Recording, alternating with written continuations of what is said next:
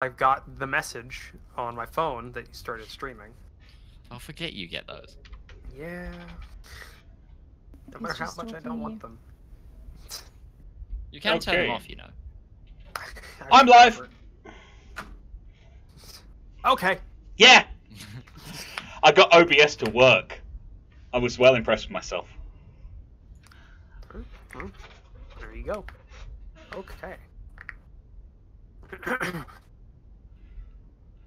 So, does, I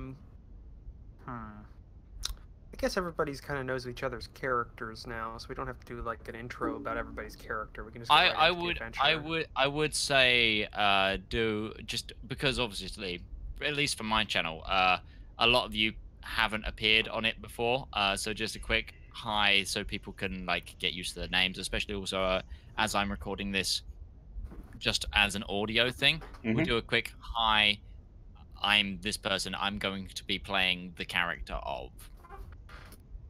And if you don't want to reveal anything about your character, you don't have to. Just say, like, give what you want an audience to know so far. If that makes sense. Okay. And Roach, just for the sake of things, you kick us off. Say who you are as well. Oh, okay. Sorry, I was using this time to get my stuff together because I'd left it to the last minute, as I do. I'm Roach, otherwise known as the god of this world.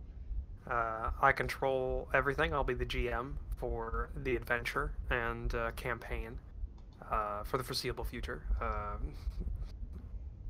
So yeah, I'll be playing everybody. The character I'll be playing is everybody that's not these guys.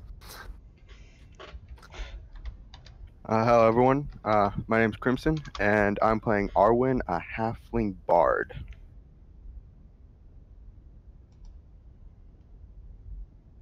Sorry guys, I was just having problems with Streamlabs chatbot. I am Yusori Onzo. I will be playing Ustinia Opokin, and that is effectively a barbarian or guide. I'm never gonna get that name right. Neither am I. It's easy, Ustinia Opokin. Crips, are you learning Russian right now? Surely that's sort of...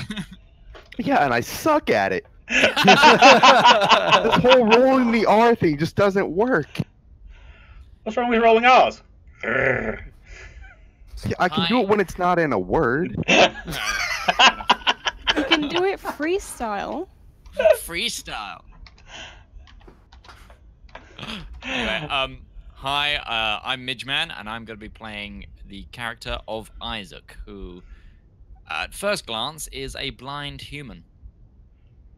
Hi, I'm Rival. I'm playing an elf called Rivallon, who is wandering the wastes after being betrayed.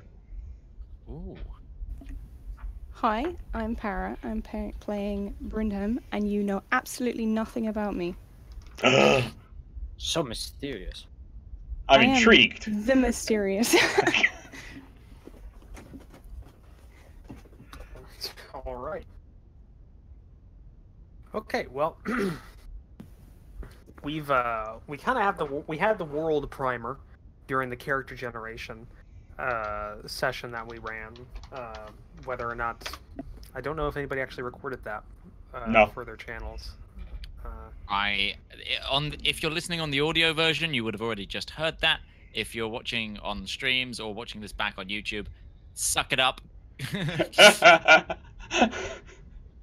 Yeah. Suck it up, bitches.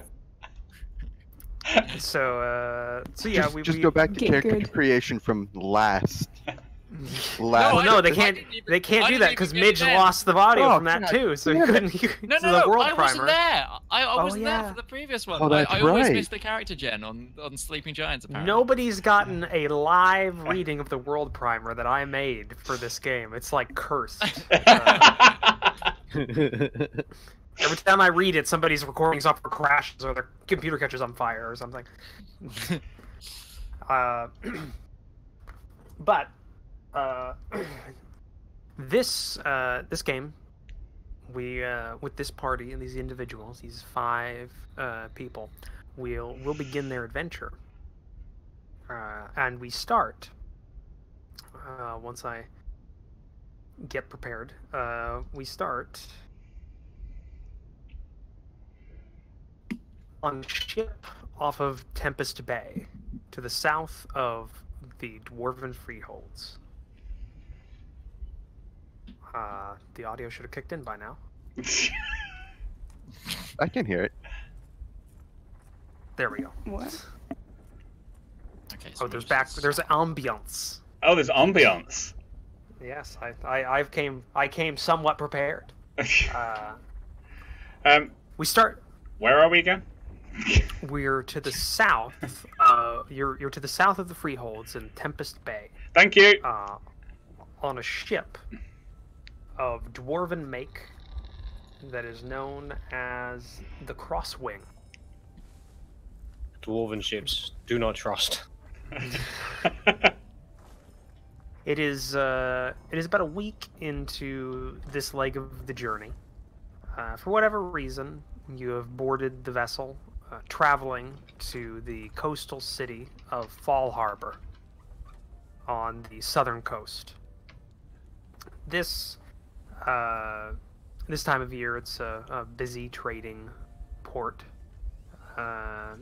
So you come for whatever your reasons may be, whether it be to find work, look for individuals, or just the spirit of adventure. But it's been a few days since you've all spotted land, and you're about 2 days away from Fall Harbor itself. You're right on the last leg of the journey. It's very pleasant for this time of year in Tempest Bay. The sun is out. It's not too warm, not too cold. It hasn't rained in quite a long time. So no tempest? No tempest, no. I'm depressed. Not this time of year, apparently. Bad naming.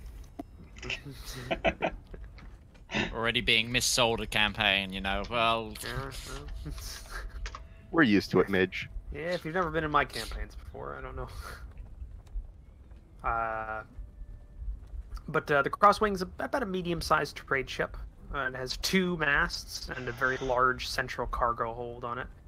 And it seems to be transporting mostly common wares, things like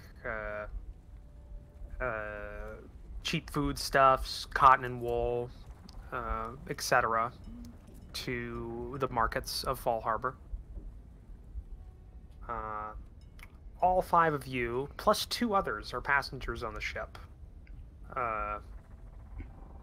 And you've gotten to know each other somewhat. You've spent a week on a boat. It's been hard to avoid others, for the most part. I will have tried very hard. Yes, but people, you know each other's names, at least the names that you wish to present.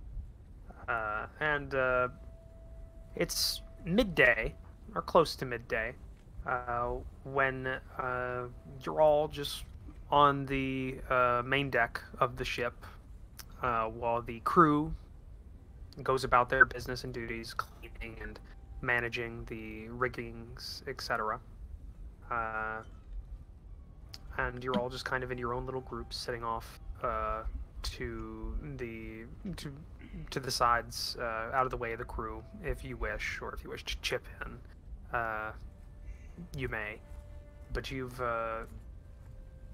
seen the ship begin to turn a bit more towards the land over the last hour, as it seems to be going into its approach towards Fall Harbor. Now, instead of it going in the deep ocean, it started to hedge towards the edge of the coast and sail along it for its final leg of the journey. You know from your week spent on board, the captain of the ship is named Grillbar Grow. He owns the ship, and You've talked to him somewhat. The distances on the map don't matter for anyone measuring those, because I went through that shit last campaign, and I don't care anymore.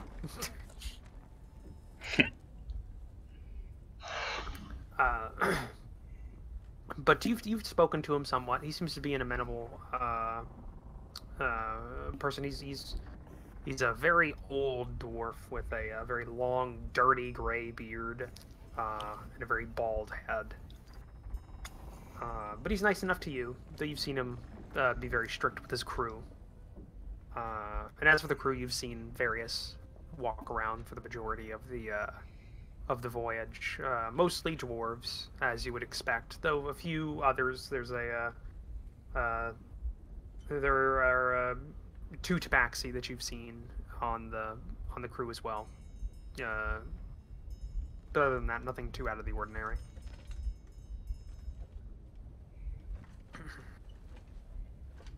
As well as you have 2 other passengers on board, other than you 5.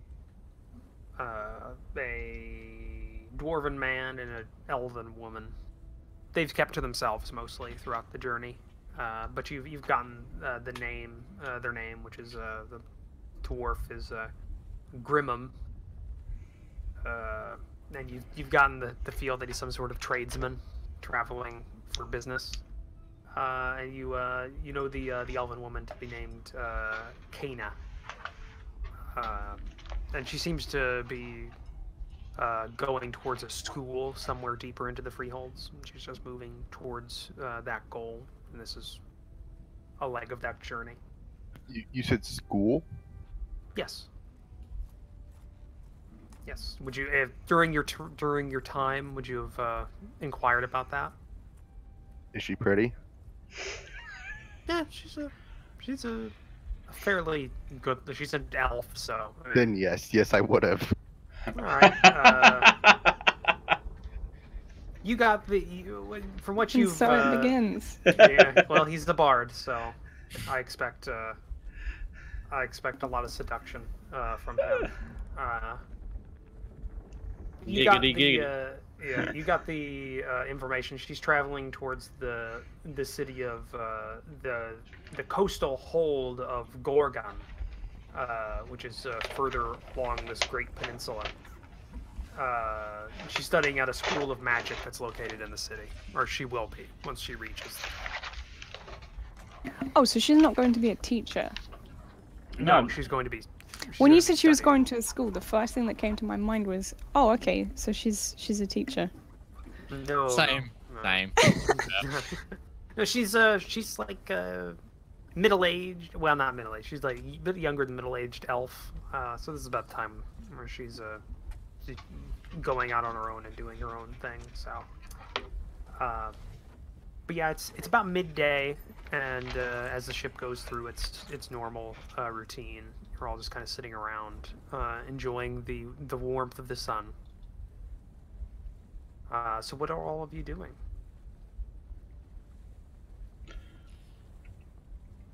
I am sat by a number of crates, kind of keeping out of the way. I am in plain view of the sun, and I am meditating. Obviously meditating. Obviously meditating, yeah. I'm not hiding the fact that I'm meditating. Mm-hmm. Oh, and as for you, okay, Austinia, Ustinia. Eustinia. Ustinia. You have a horse, don't you? Yes. Yes. Your horse is in the hold of the ship. So anybody that has an animal, they're in the hold of the ship. That's not the main hold, but it's off to the side, where they keep kind of livestock and animals that they have to transport. So so I knew that was a question that was going to come up at some point. But your horse is on board and is being cared for, or you In the luggage department. Yeah. Yeah. If you want to care for it, you can, or they offer to care for him as well. It's up to you. I'd be caring for him directly. One's horse is one's life in the nomad tribes. Yes, that is very true. Also, it's probably cheaper. Well, yeah, that helps as well. So what are you doing, Arwan? I'll have to get used to the names. Probably playing some music on my lyre or working on a new song or poem or something. All right, you're kind of off to the side, a little out of the way of everybody, but you're kind of sitting on a small crate, just kind of plucking away at your music, writing down some things. Like you have like parchment and a little pen, and so you kind of going through a song, composing something off to the side. Yeah, people don't mind it. You've been doing it for about a week now. It's just kind of your normal routine. You've actually gotten quite a good ways through the song that you've been working on lately. So it's nice for your creative juices just being on the ocean. And Ustenia, what are you up to? You just Ustinia. What would Ustinia be up to? Probably between caring for the horse and trying to not be seasick. He is used to the open plains. This is a strange desert. A liquid desert. Yeah, well, yes, but though speaking of that, the journey has been very surprisingly calm. Last couple of days have almost been mirror-like of the sea, which is kind of it's been very, very nice. So seasick-wise, you're actually doing really good. The early couple of days was a bit hard on you. Yeah. Because you left the ship boarded at Doveport in Teutania, so it's been a couple of days, and around there it was very wavy. But it's been nice actually. You gotten to enjoy the actual sea last couple of days instead of being just sickened by it. Yeah. Well, I think it still wouldn't massively appeal to him, so he'd probably be on deck just staring at intently, waiting for land to come back. All right. Well, you can see land. You're just kind of looking at it. It's the edge of of Tempest Bay, this peninsula here. I'll ping it on the map. You're right around. You can see that edge of the land, like this big swampy marsh. That's just you can't make out that, but it's big swampy marsh on the coastline. That you're going by right now. So yeah, nobody gets in your way. You kind of they go about their duties. How about you? What is it? How do you pronounce that, rival? Rivallon. Rivallon? Rivallon? Yes, not Revlon. That is a hair product, you muppet.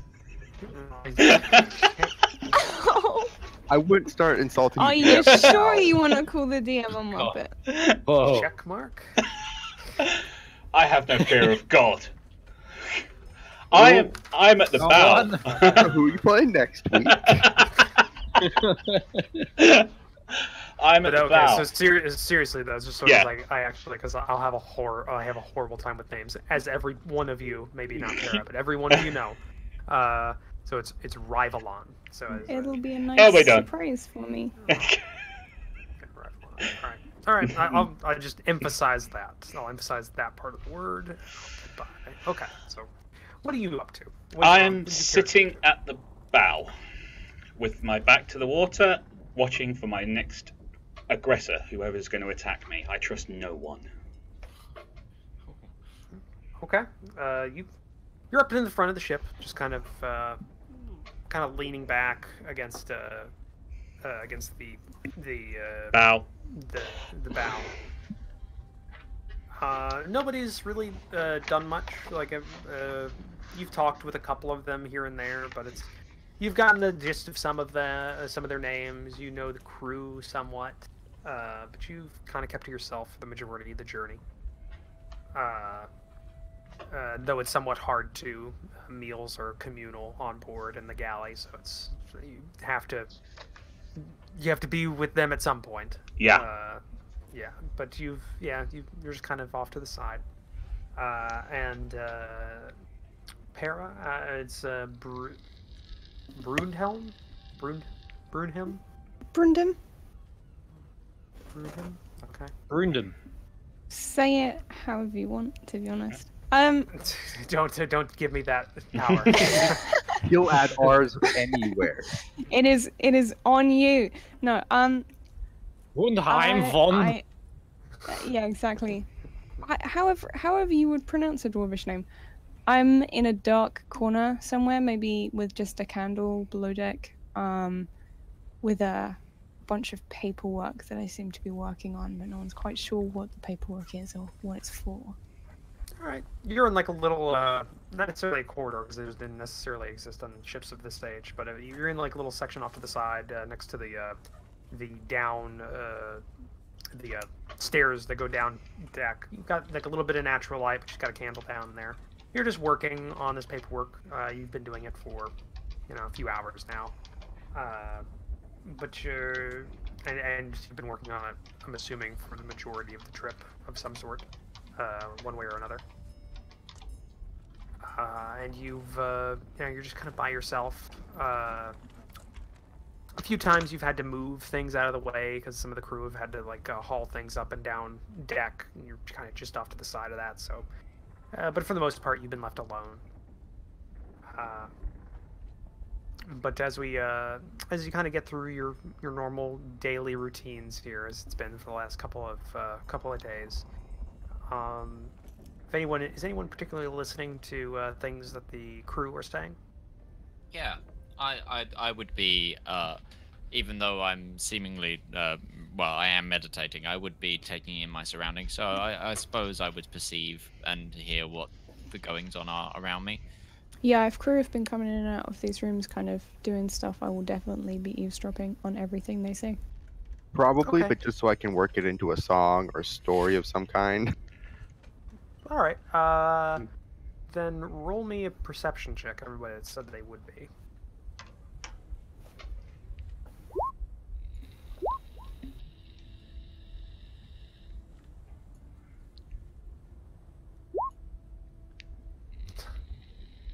Okay. So that would be Isaac. Would be the only one. Isaac, you hear one of the tabaxi and a younger-looking dwarf. They're kind of scrubbing down a side of the railing on the deck, not next to you, but a little further away, and you hear kind of like some hushed whispers that they're doing to each other. Obviously, they don't want to be heard by what you assume to be the captain, but they're talking. You hear the tabaxi saying that it's, or asking, do we normally come this close to the Coral Sea? Just kind of like hush, but you catch bits and pieces of this, but it seems from what you're hearing, the ship is edging towards an area of ocean known as the Coral Sea, and the tabaxi is worried about this, and you're not necessarily catching the dwarves end of the conversation. You kind of half hear a conversation at this distance, but you detect some worry from the tabaxi crew member about the area that you're in. And do you have any type of knowledge of the local area?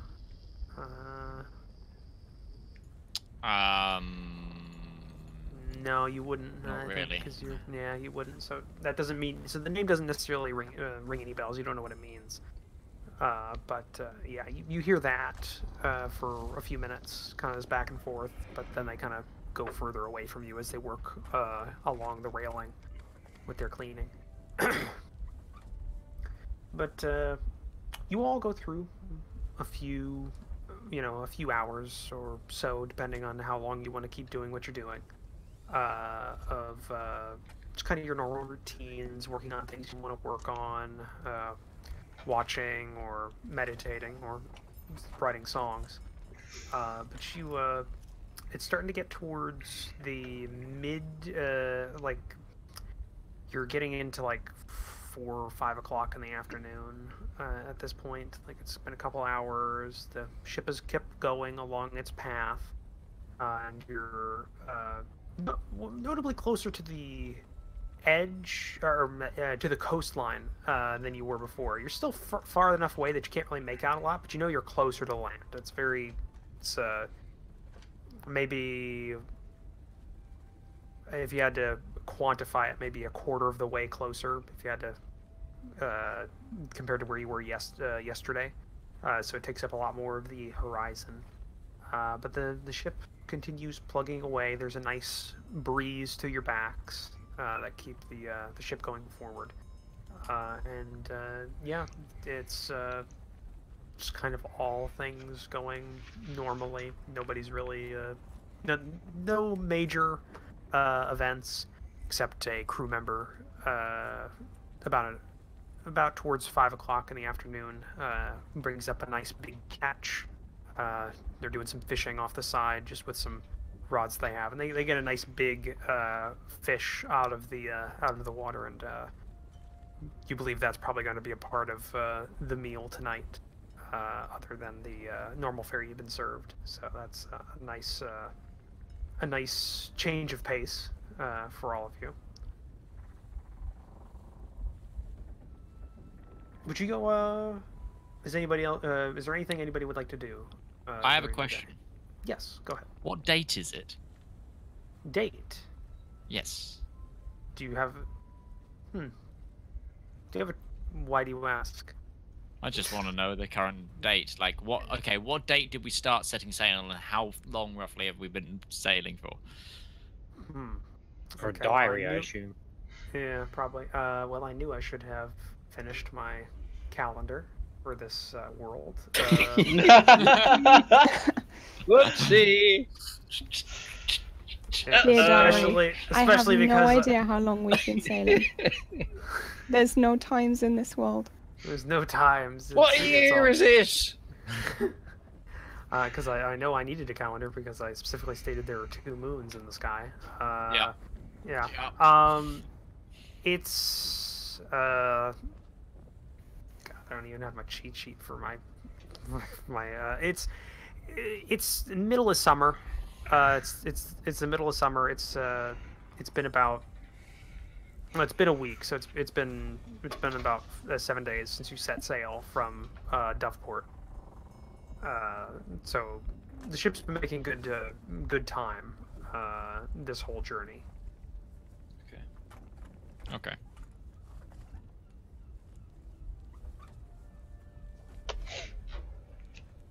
And as I was saying for somebody rudely asked a question about the world.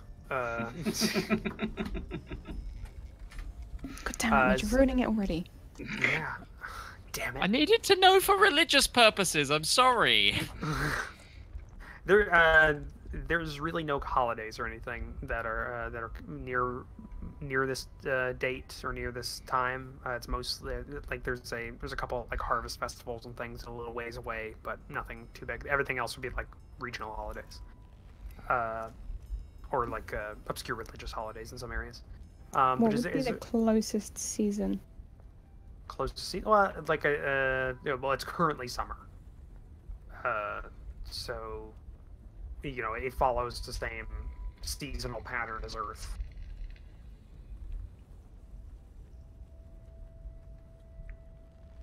So we're about July.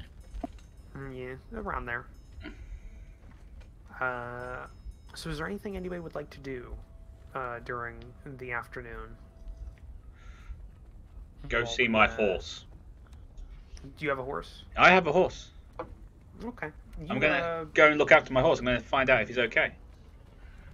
Well, you go down there, and if you've been the one caring for it for the journey, then he's fine. He or she, I don't know what horse preference you have, but they're fine. They've been just kind of down here in the lower decks this whole time, not sharing a pen, but there's like stalls on the side of the ship, and there's another horse down there, so it's not necessarily alone, but it's fine for the most part. Been fed and watered. Maybe a bit shaky if it's not used to sea voyages, but other than that, fine. Anything else, or anybody else have anything they want to do? I wanna go ask the captain how long he thinks before we'll be hitting land. Okay, well, the captain, from experience last week or so, the captain stays around the what do you call that? The wheel. Actually, I'm actually blanking on the name. Bridge. Steer the ship with. Well, I mean Con? that's the area. That's the wheel. You steer the the wheel? ship with the wheel. Yes, the It's wheel. just the wheel. This Oh. is the wheel. No, there's a name for that deck. There is a name for that deck. Oh, for that actual part of the deck. Oh. He's up there. He's up He's there, on the boat. yeah, he's on there. But he's I'm on up the boat. there near the wheel.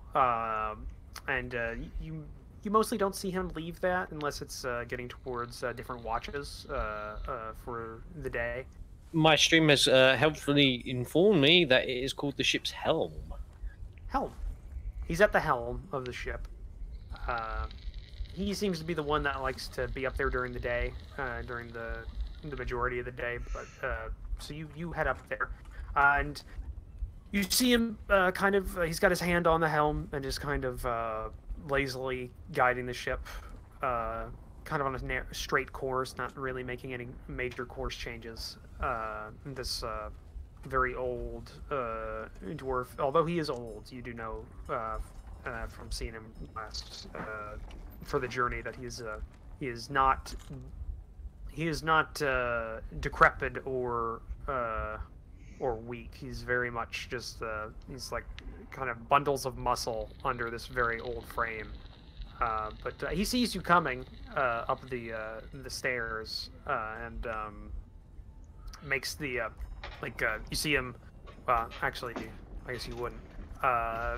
He makes a kind of like a noise to one of the crew members as he sees you coming up the stairs to the area of the helm, because it's a raised portion of the back end of the ship. Kind of like a zzz, pointing towards you for the crew member to help you up the stairs as you come up, as he sees that you as they believe you are blind due to your eyes. That's fine. Yeah.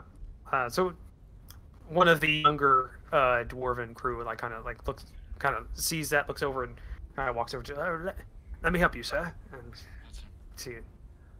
to bring you up to the helm on the deck. I thank the dwarf. Okay. And the captain looking over towards you. How may I help you? I was purely wondering when we would be seeing landfall. Well, we'll reach port of call around tomorrow. Well, about 2 days from now, early in the morning.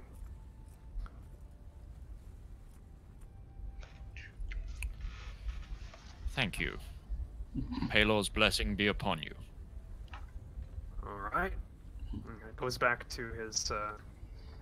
Goes back to the helm, and the younger crew member offers to help you down the stairs as well. Back down the stairs. I'll just turn to him and say, "I'll be quite all right, lad." Nods his head and goes back to what he was doing before, working on some of the rigging of the ship.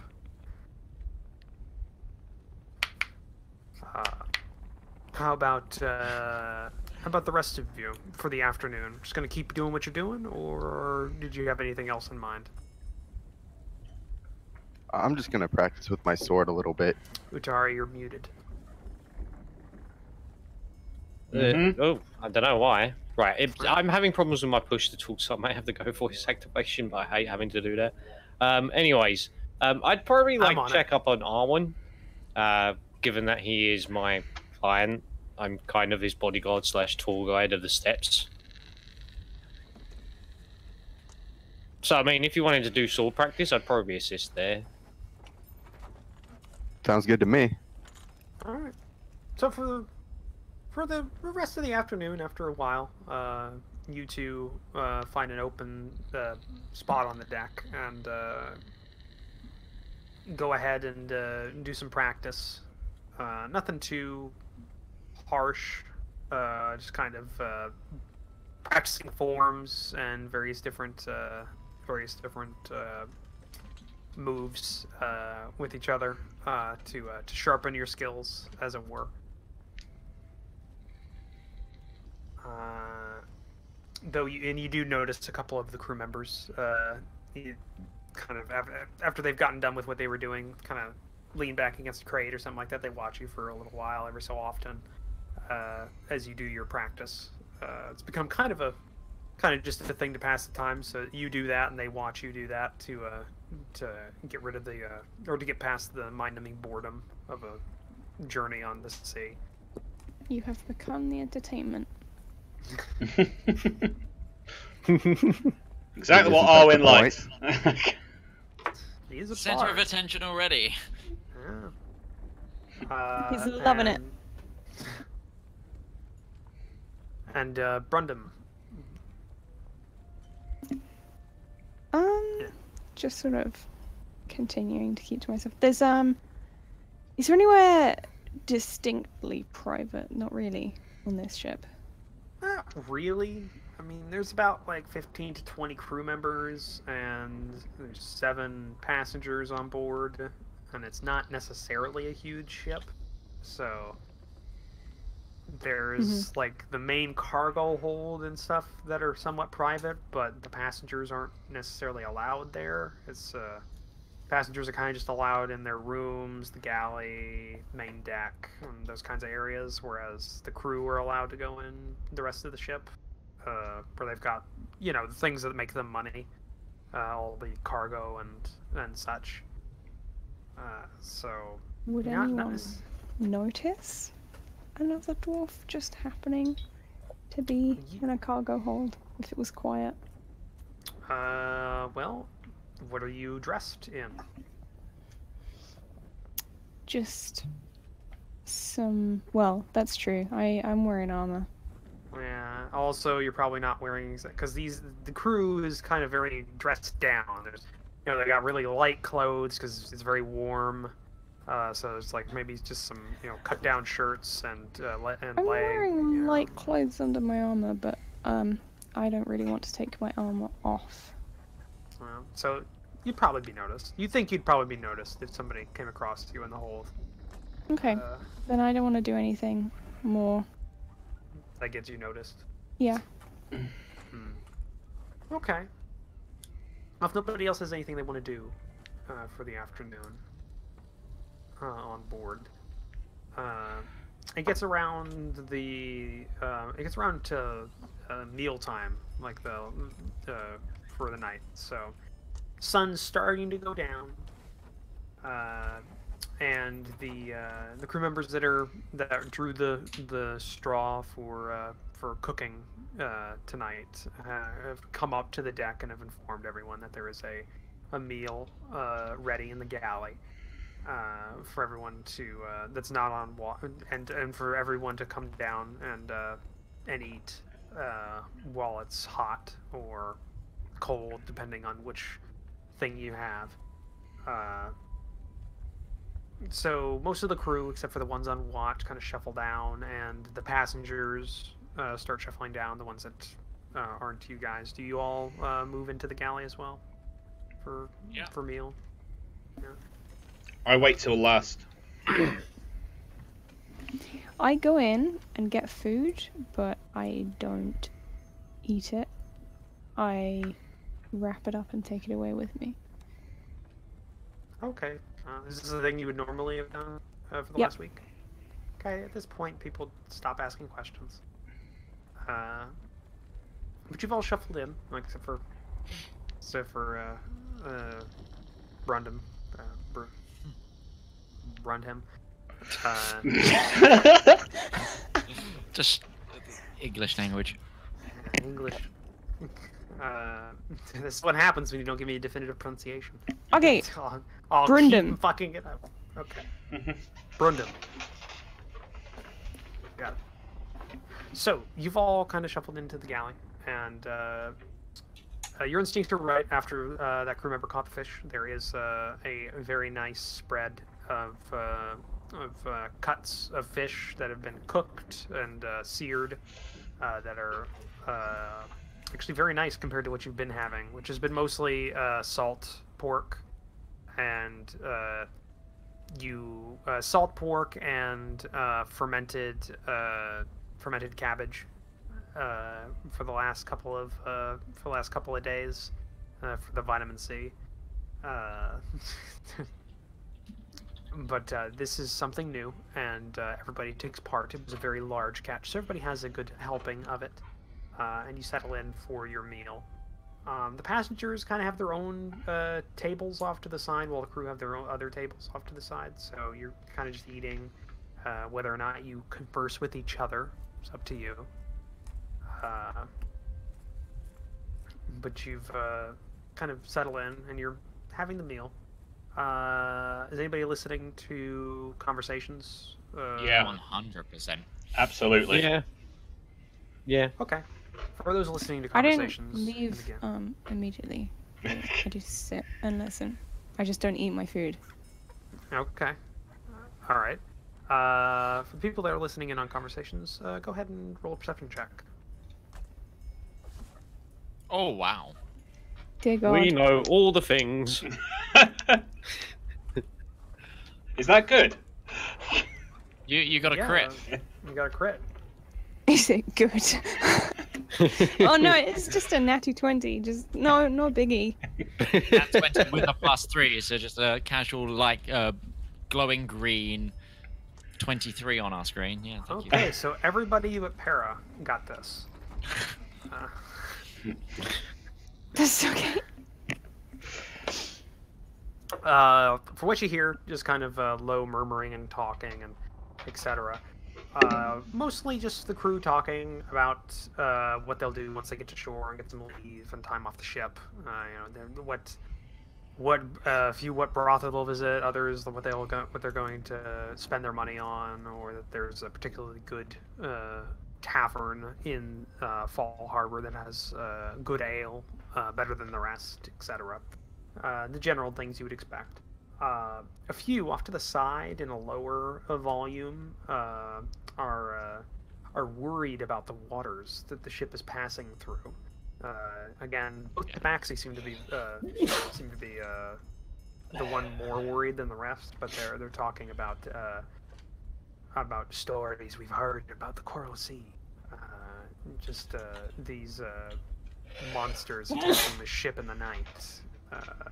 Being awoken by the ship's passage over the bright coral underneath. These kinds of things. Some of it reads as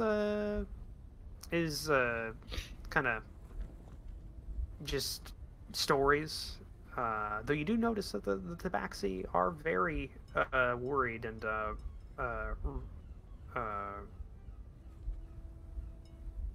Rivallon. Thank you. Got it. Yep. Rivallon, you definitely notice they are sincere about their worry when they speak about these threats that they've heard. Though it doesn't go on for long. A lot of the members of the crew kind of wave it off. Though some of the older ones seem to listen and kind of nod their head when they hear it. So that's kind of going on throughout the entire meal while everybody's talking. But is there anything anyone particularly want to do during their meal time when everybody's around, or I'm gonna wait until the Tabaxi go to leave, and then I'm going to start a conversation with them on the side. Okay. All right. Well, one of them gets up to leave after having their fill, and as they go around the corner to start going up, you walk up to them. They look over to you, kind of motioning for you to go past. They think you're trying to leave before them. But then they notice the eyes, and they go, "Oh, are you trying to go first? I'm sorry." I like that I just went in the character voice, so that was truly I need to say in my own voice. Well, I think He just walks into some people and they goes, I say kind of in a hushed whisper, what can you tell me about the Coral Sea? Looks around a little bit. Definitely looks towards the captain, who is at the head of one of the tables and having himself a kind of tankard of grog, enjoying his fill. Kind of goes down a little bit in a hushed whisper. He says, It's a place to the south of Tempest Bay. Underneath the waters, there's coral as far as the eye can see. But there are things in the coral. They say that ships that pass through are attacked at night.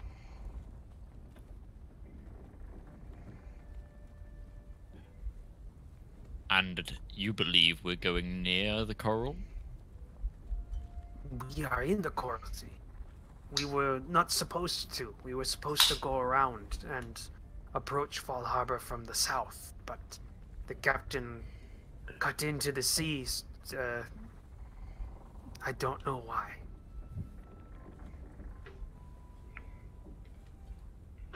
Thank you. And I'm then going to go back to where I was sat. Okay.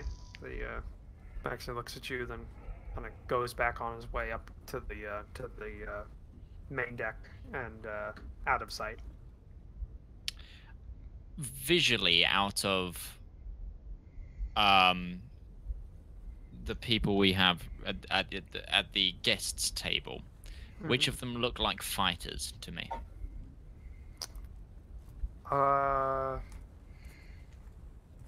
It's Tenya, definitely.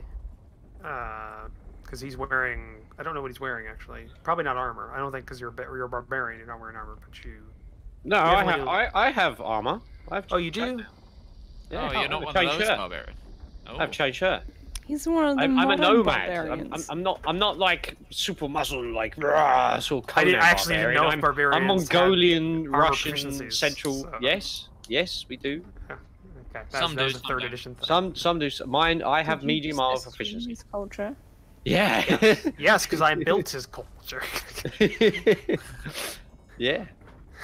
I made it. Made me. Yeah, Ustenia would definitely read that way.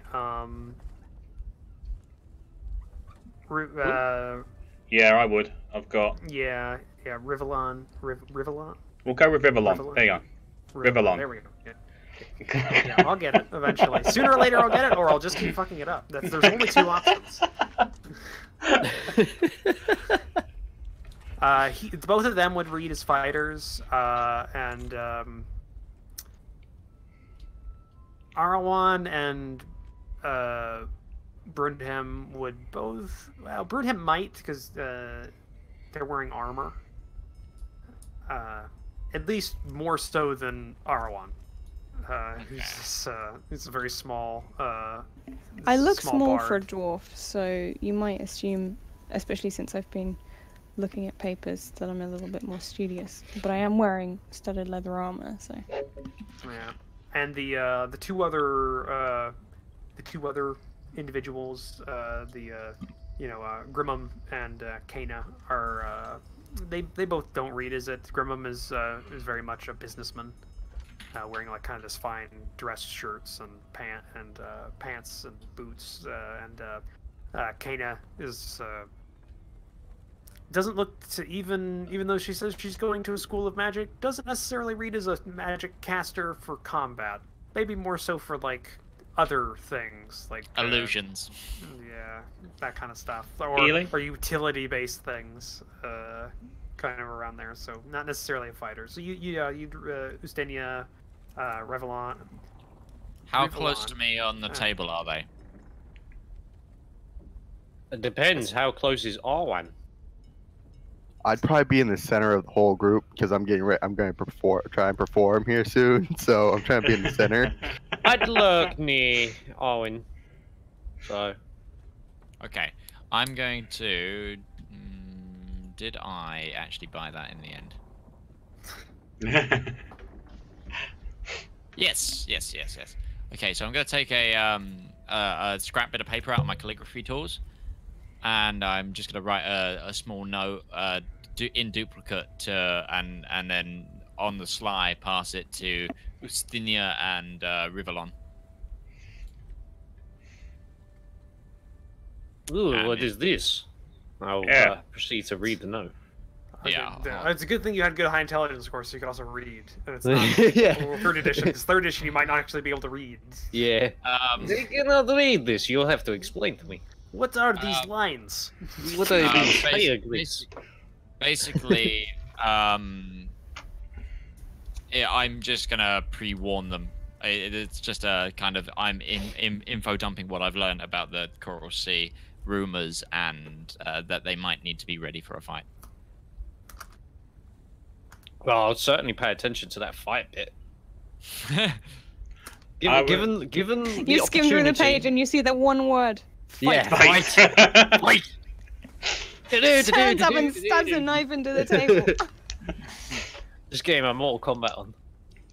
No, if I get the opportunity to whisper into Iron's ear, I'd let him know there might be trouble brewing. I would give Isaac a suspicious look, and then leave the table and go up on deck because I don't need to sleep. A suspicious look to the guy with no pupils in his eyes. Yes, I know. How do you write? Creepy. He has a point. Did you write that if you're trying to look blind? It should have just been you just like full handing a pencil and just like Yeah. Yeah, making my own braille dots.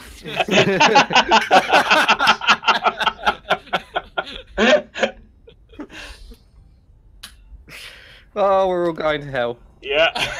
Probably. It's begun. I'm gonna stand up on the bench so I'm as tall as the people I'm sitting next to. I think I'm gonna need all this before going to hell. I'm gonna ask the assembled people, including the crew, if they'd like to hear a song that I've been working on. Oh God. This is the Let me point sing where the song that might Brenton be- wraps up his meal and leaves the room. all right. This is Well, that's I'm- disappointing. I'm gonna go onto deck as well. I am paid to sit here, so Indoor. You are paid to indoor. At least I'll have one person. You can endure it for all of us. You're a few barbarian. I mean, Yeah, cross armed. Like, what is this shit? surely we'll hear it even so, because the music will just flow over the ship. a few of the crew like look over their shoulders and go back to eating.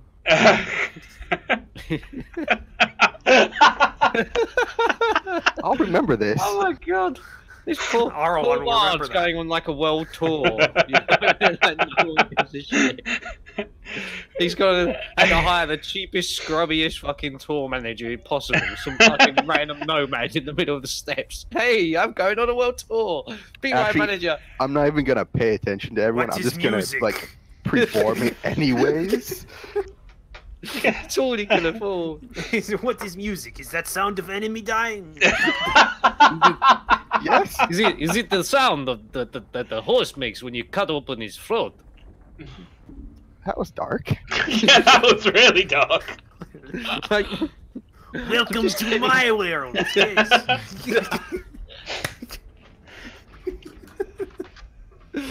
All right. So performance, right? Yes, it would be a performance check, or you could do a tool proficiency check with No, charisma. this is without instruments. Actually, without instruments, you're just singing just a song singing it. without accompanment. I haven't read the music yet. You're trying to tune yourself as you go in with your voice. A cappella. Yeah. Just, he's got like one of those little.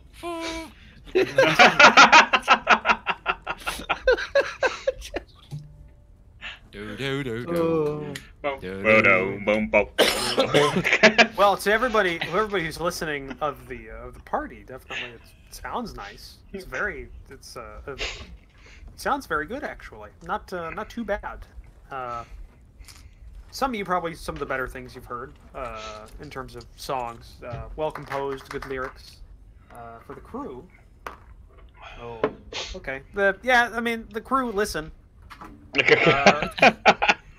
It's hang on, he got a 23. He's like singing in the same like, and you're a halfling, right? I'm just getting reminiscence of like when Peregrine Took just starts singing in Minas Tirith in the third Lord of the Rings.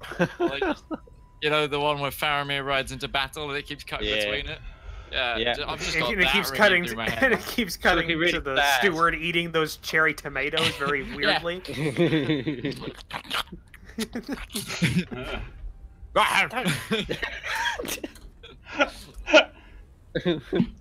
Yes. It's not as good as that, but it's a fairly good song, and It's aight. Although the crew doesn't necessarily care, some are interested, and they're kind of like sitting there listening as they finish their meal. Most of them just seem to be worried about getting getting their helpings of food and kind of getting back to work. But yeah, it seems to have gone over pretty well. The other two passengers are liking it. Kana gives you like a little like golf clap kind of thing after you finish. Before leaving to her bedchambers, or to her cabin, I guess would actually be the correct term. Because it's getting, by the time you finish your meal and everything's kind of done with, it is firmly nighttime. It's been long enough that everybody's kind of started shuffling back to either the night watch crew kind of going up to deck, and the crew that aren't on watch going into their crew quarters, which is just this big area in the bottom of the ship that's just got a whole bunch of hammocks, except for the captain, who's got this big room right underneath the helm that he sleeps in. Yeah, you've kind of gone through that, and it's nighttime now, so it's not necessarily allowed for a lot of the passengers to stay on deck when night rolls around, just to keep watch, because it's less about the ship working and we're just making sure nothing happens on deck, kind of keeping it clear during the night. So you're kind of Rivallon and Isaac, you're kind of asked to go back down to your quarters that are on the under the deck. You're not at the bottom of the ship, kind of mid deck, because there's like 3 decks to the ship. But you've got this little room area in the front, or the fore area of the ship. That's everybody's got their own individual cabin with bed in there. So you're kind of asked to go below deck or go to your cabin for the If night. we've got individual cabins, how come that's not a private area during the day?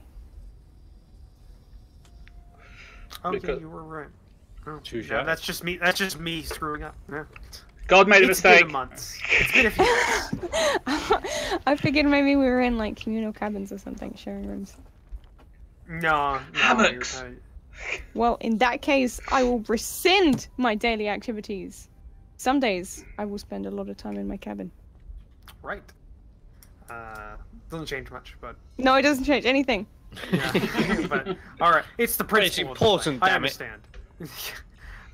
But yeah, you've kind of been asked to go back to your cabins for the night, as normal, by the crew that are on watch. As they start getting, a couple of lanterns lit on the upper deck and certain areas, and are started to kind of walk up and down the ship, just keeping watch.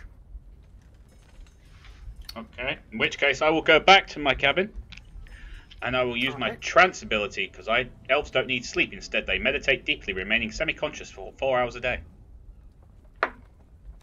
How factual. Yeah, I know. I just read it straight off my thing. It was the only way I could do it. Oh, how I miss that ability. I do require sleep, surprisingly for my race. And so I'm You are gonna only go human up there. after all, a blind Yeah, human. yes, a blind human. Yeah, but everybody that does go to sleep, just Tenya and R1, you have cabins next to each other, because just there's no cabin large enough for 2 people, and it probably would have gotten a bit weird if you shared a room. Yeah, I'm not paid to be that kind of bodyguard. But you've all somewhat settled into your rooms, and those that do require sleep, you begin your night's sleep. in the calm waters of the in the calm waters of this ocean. Just a random question. How Yes. tall is that elf? Yeah. Fairly average for an elf, so a little bit taller than a human, so maybe about like 5'11", something like that. For The elf is my height. Uh-huh. IRL. Oh, by the way, for those who didn't know already, despite being blind, Isaac is a huge person. He's like 6'5". Okay. all right. Nope. So, nope, just too much for you. No, doesn't matter. Roll the dice. Nope. Really? I didn't have enough to drink I tonight. was At 3'2", I don't really think odds are my favorite tonight. I thought it was going to be like Game of Thrones with the wildling. I want to make babies with her. She's giantess. God.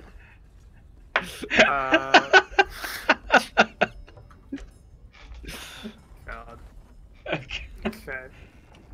By the way, Midge, you're keeping track of the time, right? For the whole session thing, so we got that midway point for everything.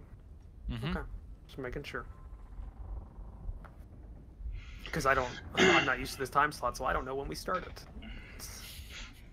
It's okay, I got you, buddy.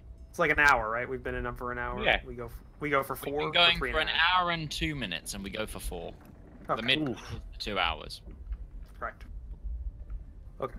Not saying I'm low on material, just question. Didn't think of it at all. Yes. But you've started settling in for the night, and it goes for about, let's say, about 2 or 3 hours. And everyone who can sleep's kind of dozed off, and you've got a small candle inside of your cabin that gives you some light. But other than that, it's fairly dark, and just kind of get the noises of the rocking ship and the water. The small sounds of feet on the upper deck above you, kind of doing their little kind of patrols along the edge of the deck.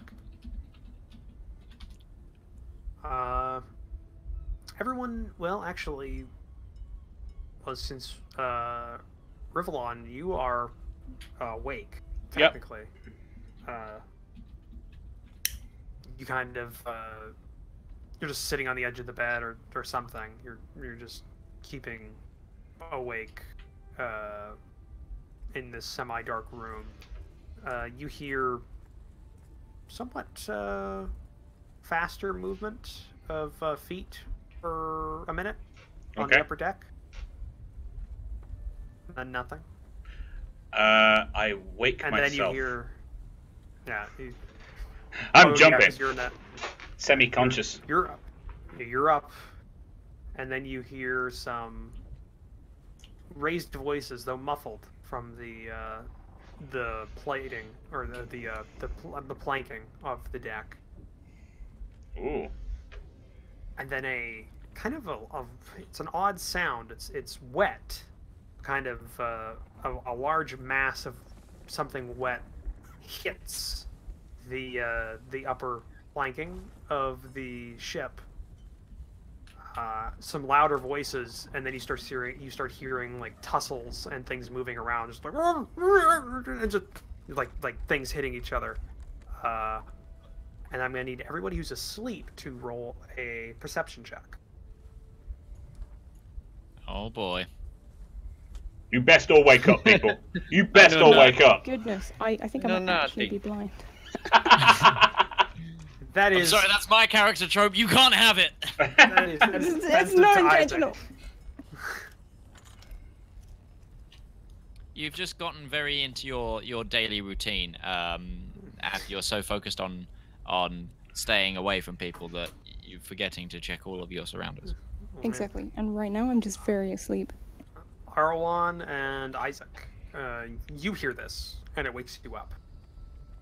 And you hear this up on the upper deck, these noises, and after a couple of seconds, you also hear some sounds like maybe a sword or some sort of blade hitting the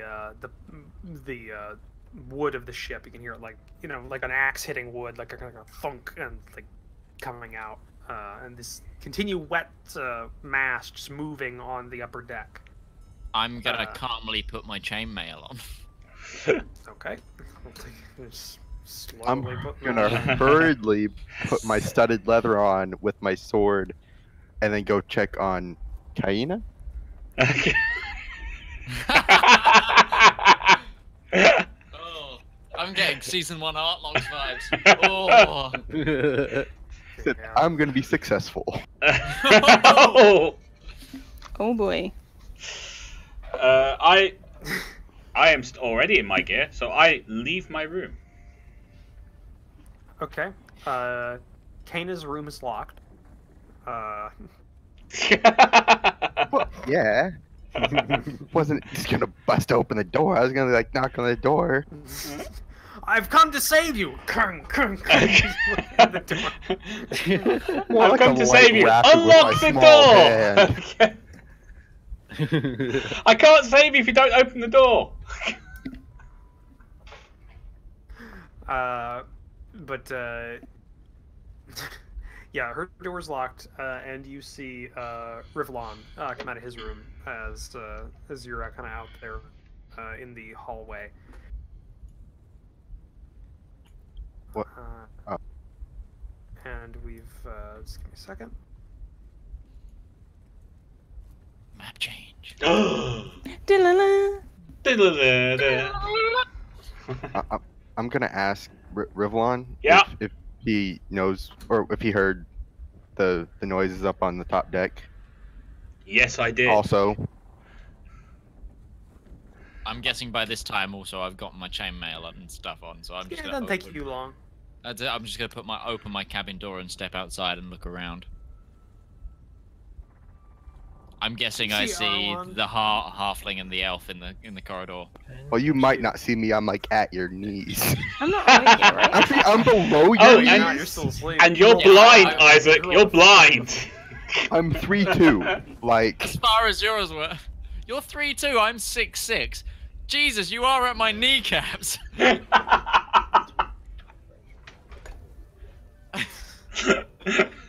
You could ride me into battle. Like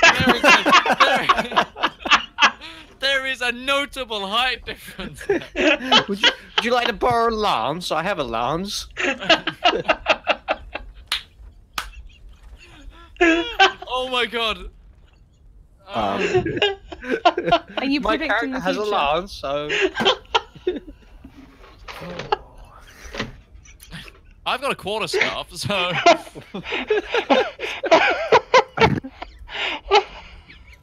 have. For the benefit of I mean, those it's watching been the of like a stream, my minute or character so, does right? indeed have a lance. Yeah, it's been about a minute since the start of this all happened. Okay. But yeah, you see Rivallon and Arwan. May I suggest that R1 wakes Ustinia? Yeah, that's a good idea. I was gonna knock on Isaac's knee and be like, "Do you know what's going on?" But you might want to get your designated paid. Giving him a body. 1 star on Expecting him this. to wake up on his own. Like he's supposed to be protecting me, not hit me. The reverse. You pay peanuts, you get monkeys. That's You true. hear Ustinia, you hear a knock on your door. It's kind of like you're kind of sprawled out on your bed and just like you Yeah. hear like What? a knock on What? the lower half of the door. There's some swords hitting wood upstairs that you might want to know. Ah, Blin. Give me a moment. Yeah, whatever. There might be a fight. I'm gonna go look. Okay. There I'm might coming. be fights. Yeah, he used the magic word. He said fight. Okay, I'm coming. can I Okay, perception check the noise again? Sure, like you're like as in. I'm actively like closing my eyes and listening for it now. All right, go ahead. All right, you distinctly hear two of those wet masses kind of on the upper deck, and the noises are moving towards the noises of these things moving, and the fighting is what you assume it is, are moving towards the back end of the ship. Okay, Stern so of the ship. like the footprints and that, they're not like a booted shoe. They're like flipper like, or You're not necessarily that familiar with aquatic animals and their sound profiles. Oh no, I'm saying it doesn't sound like. It doesn't boot. sound like somebody's boot or anything like that. Or Except like- for or like though a- there are those, but you're hearing a distinctly other noise. Okay, I'm just gonna walk down the corridor and knock on all the doors, but then continue towards the staircase. I will. Brundham, you've woken up now. You hear a knock on the door. Too much grumbling. Yes.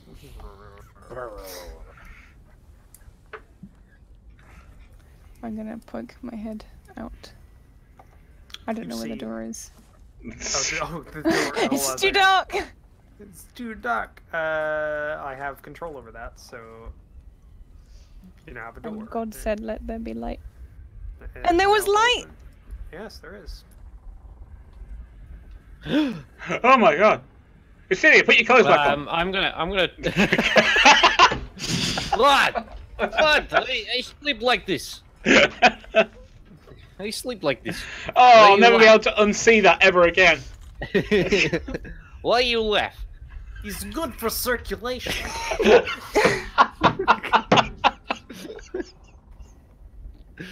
I'm gonna start putting on my chain shirt. Pads first. Just got the pants. chainsaw. I'm gonna Well- run, grab my bow and quiver, and then follow Isaac. All right. Who was Heading. closest to the door when I opened it? Isaac. Isaac would be. The 6'6" The blind. person who knocked on it. Well, I'm gonna go up to you and I'm gonna be like, what the hell do you think you're doing waking me up in the middle of the night, laddie? It's very muffled through the bed. What? So it's like I'm being spoken to by Scottish Kenny. Is that what we're going? Yes. I'm just gonna calmly, while still looking at the staircase. There seems to be a commotion upstairs. Can I roll another perception and hope that it does go less badly than? You don't need a all of my perception other- because you're awake now, and it's very easy to. So do I hear. definitely hear all of the crazy Yes. footprints? Yes, you definitely do. Okay, I'm a little bit more alert now. Yes. And as you're all kind of getting together and walking up towards here, Yustinia, you've gotten everything on now, so you're kind of you're Less naked. going into the corridor, and you see Arwan kind of trailing this group. You Hopping all... foot to foot, by the way, like a little kid. Like he's excited. This is a new song. New song, yes it is. You get to the stairwells. One going down, that's the one with the black outline in it, and one going up. And you're just about ready to kind of start your way towards the one to the upper deck when you hear this loud crashing noise in the hold in front of you. Like this little stairwell is kind of blocked off from the rest of the ship, but you hear a crashing noise as if like wood is being broken and crashing on the hold on the other side of the walls that you're at. Like there are doors on the left and right of this area, and it sounds like something's on the other side of these doors. Oh, is the room this shaped, as in with the weird? Like I've got diagonal lines, even though I'm here. I've got a diagonal line. No, it's just very dark. I have dark vision. You do. So that Yes. means you can. So do I'm I. only pretending to be human. So do you I. can see twice as far in darkness, right? And me. Yeah.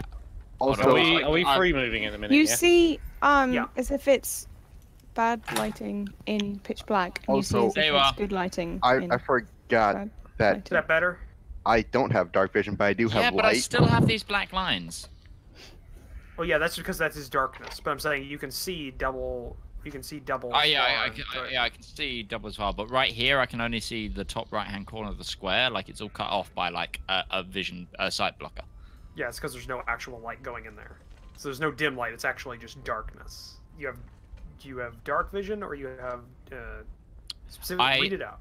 Okay, I see 60 foot of light in bright light as like extra as dim light, and then 60 foot of dim light in darkness. So do I.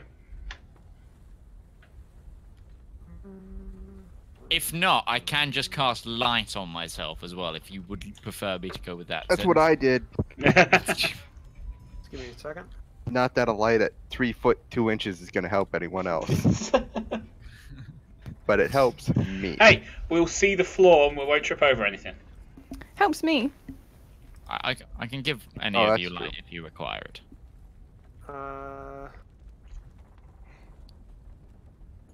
Hey kids, you want some light? Ash Dragon, thank you very much for the follow.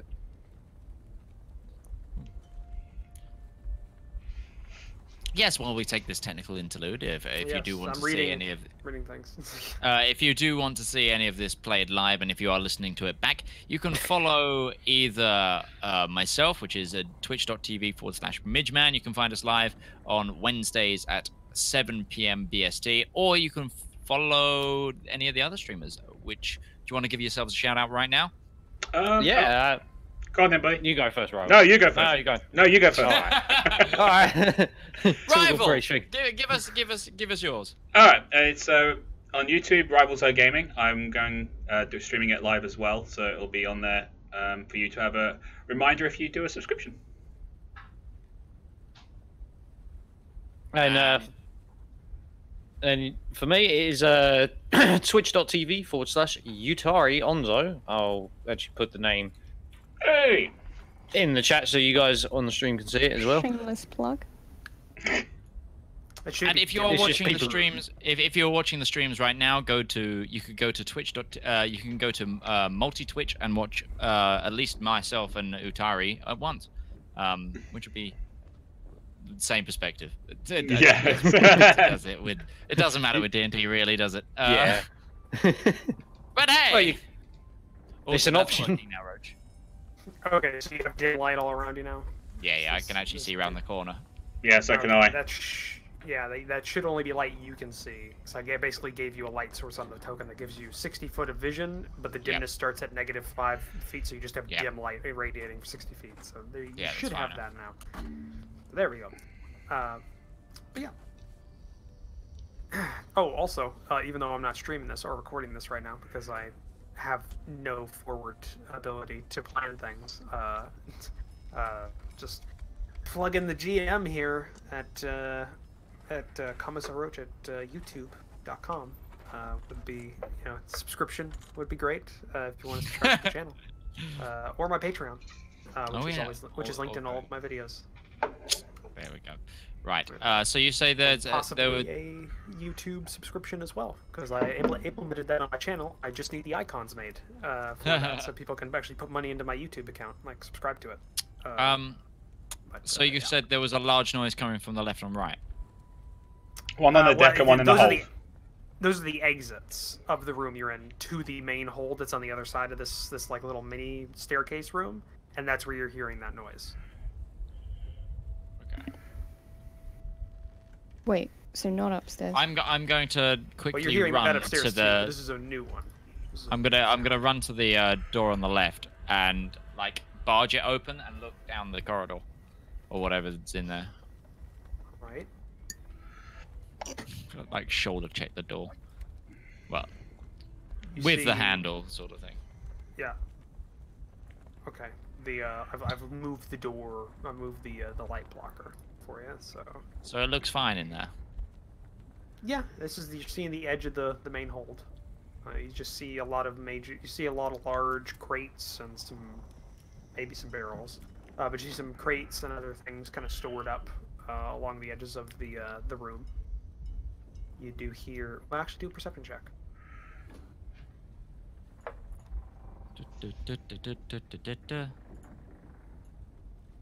Yeah. Hey.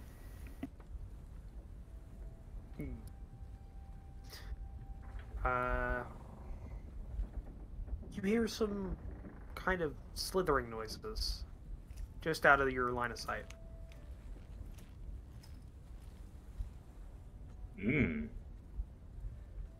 I turn to behind me to see if I can see any of the people that were with me and sort of motion them forward. I move forward. Right. While drawing my bow. Yeah, I'm gonna have a dagger. Alright, so you draw your. I'm assuming you just draw your weapons. Yeah. Yeah. You got them at the ready. In each hand. Alright. I already my battle axe one-handed and shield.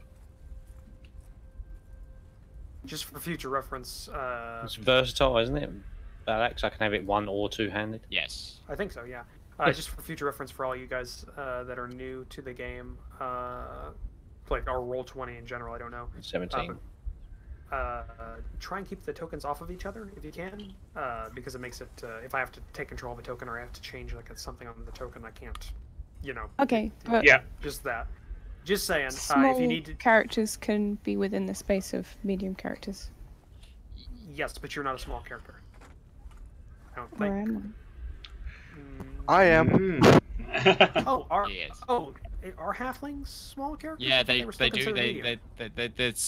I think they can be either. It depends which size you pick them at, doesn't it?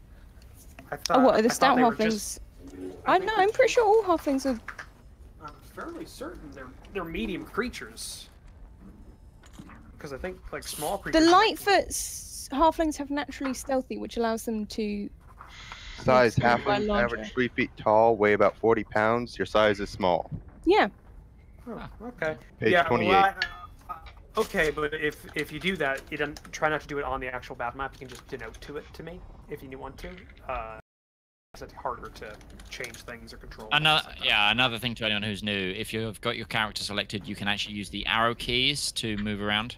Oh, cool. Thank you. So you're not clicking and dragging, because then if you do overlap with someone, it's easier to get it off. Yeah. Yeah. Okay, so do we see the snaky thing? Well, you've kind of walked up to the edge of the this corner here, and you kind of peer around the corner, and you see what looks to be this large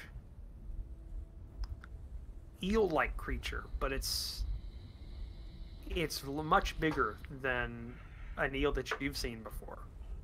Okay. You've seen them on fishmongers, like carts and stuff, selling them. They're kind of a couple feet long, but this is maybe like 5, 6, maybe 7 feet long, very very thick, and it has this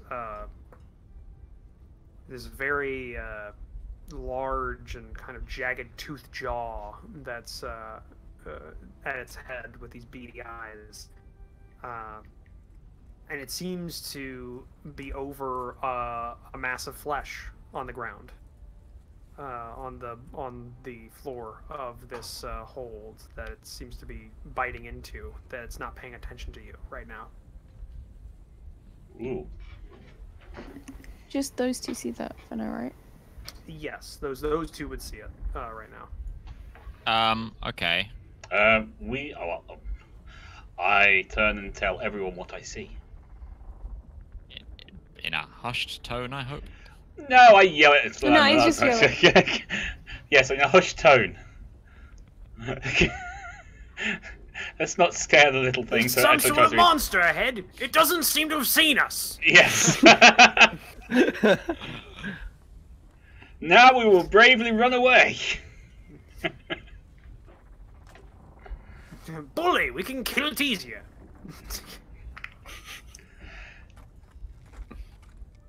But yeah, it doesn't seem to have noticed you as of right now.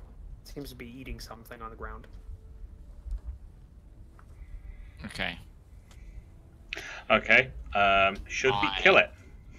I would say yes. I'm gonna engage it, Okay. and I'm gonna let out a firebolt onto this creature. All right. It's definitely going to start the turn Iron's order. not happy. No, out of character. I'm having flashbacks to a tavern that got lit on fire. Oh no. Fireball on a ship in the middle of the ocean. That too. Oh yeah, I need to roll up initiative. That's the thing. Yeah, Oh, rival. if What you you're want gonna to do do? Yeah. You want You to wanna click make your sure you- token. Yeah. You want to have your character sheet up. Yeah. You want to click your token, then do initiative, and that'll automatically put it in the turn order. 2 natty 20. Where's the thing? initiatives. Where's the thing to do the automatic dex checks? There it is. Tiebreaker. Yeah, the tiebreaker. It's under the cogwheel, isn't it? Initiative. There it is. Oh, I got a poor initiative. Jesus Christ, guys! What is up with the nat 20s? 3 crits on initiative. It was that beautiful song I Wow. sang during dinner. We were very inspired. I ran away from Right. it. You feel This is ready gonna- to fight. You feel We're ready a to little fight. less Problem. inspired. This is But we gonna left. We went there turn for the really song, poorly. so that's why. Is did the thing get hit by my 18? By the way. Just give me a second. Okay, that's what that is. I'm just making sure the turn order is correct. 1, 2, 3, 4, 5, 6. Yeah, that's correct. Okay. What was that? You rolled a 18? 18. Yes, it hit. All right. 10 nice fire hit. damage. Yes. I think I've pissed it off. Yes. When the fire kind of washes over the form of this creature that was kind of coiled around this, which you now can tell is a body, with the illumination of the fire, it's kind of wriggles from the pain, but then you see its jaws open up to let go of the body, but you'll see another set of jaws still latch onto the body, then open up as well, and then recede back in. It has 2 mouths. The mouth. Yay! Oh, it's like a xenomorph. Yeah. Oh, And it kind of, yeah, and it wriggles away and looks over towards you. So now it knows where you're at. Oh, good job, Isaac. God I damn will it, let- Isaac. I will let Rivallon get a attack as a surprise round before we go into the normal attack round, if he would like. Okay, gonna fire my longbow. That's it. Yay! at extreme short Then you range. click as the well. longbow name that in the chat that just came up. So you see longbow +7. You click that, and that will that'll roll the damage. 6. Okay. All right. You draw it back and let loose an arrow into the creature, and it hits kind of one of its bits a little further down its body, and kind of like it lets out this kind of like wet hiss, like as it starts to make its way towards you, or it looks like it's going to start making its way towards you. And we get into the turn order now. So this would be R1 with 24. How tall is the box that is next to Isaac? It's like a medium-sized box. Goes up to maybe his like knee. It's about as big as you. Okay. I don't know how I would describe it in terms of like space. Alright, so- It's about half a hogshead. It's I'm- like- The bigger box. Oh, the big ones? No, Oh, the big one I ones. just pinged. Can I? Is that really tall so I can't see the thing? No, they're more just kind of. They're more flat. They're big and flat, kind of. where they're storing all these like bolts of cloth and things. That, Okay, so I can see the eel thingy. yeah, you can. I'm gonna shoot it. Alrighty. That hits. Yes. Woo! 7 damage. Nice. It's just a little halfling celebrating. Yay! Woo! All right. Is there anything else you'd like to do? Can I Probably do, don't have a lot. You've got some bonus actions for sure. Well, he's only a level 2 bard. Yeah, but he's a bard. I mean, I guess I could. I'll give bardic inspiration to the dwarf to Brundim. All right. So you've given bardic inspiration. Now I have to check all this shit. And then It's a D6, by the way. yeah, so you can add D6 as a combat inspiration. Can she add that to Nope. attacks? Nope. Nope. Oh. So yeah, you have to. Basically, you get an extra D6 to checks for the next how long? 10 minutes on either an ability check, attack roll, or a saving throw. Oh, so attack rolls do. Okay, so yeah, you can. Yeah, it's you just can add not a D6. damage. Yeah, you can add a D6 to attack rolls to hit, ability checks, or the like. You get that Alrighty. one time, so it's a one-off thing you get. But he sings a song for you, or however he wants to describe his inspiration towards you. Yeah, I'm just gonna sing a little song of inspiration that I haven't thought of yet. A little ditty. All right. And that's the end of your turn, R1. Yes. Okay. We move to Rivallon. Okay. All right, you take a shot. It hits. Hits pretty well, and you. Yeah, you hit and do 6 damage. So you fire another longbow bolt, and it strikes home. Does a little bit of damage, but not too much. The creature seems to be more perturbed than really hurt at the moment. Sorry. I'm just making it more and more angry. Making it worse. Yeah. What's the what else? Or is there anything else you'd like to do? I mean, I could use my mace as well, I suppose, but I don't No, think I Nope, couldn't do you don't that. have another attack. you wouldn't have another action. How I guess this is a good thing because Rivals never played D&D before. Yeah. Yeah. How much have you read of the rules? I got through a lot of it, but it kind of got a bit heavy. He's doing better than Perry. It's true. He read the rule book. Well, he opened it. I mean, he looked at it. He has it. Aww. If you're watching, Perry, we still love you. Yeah.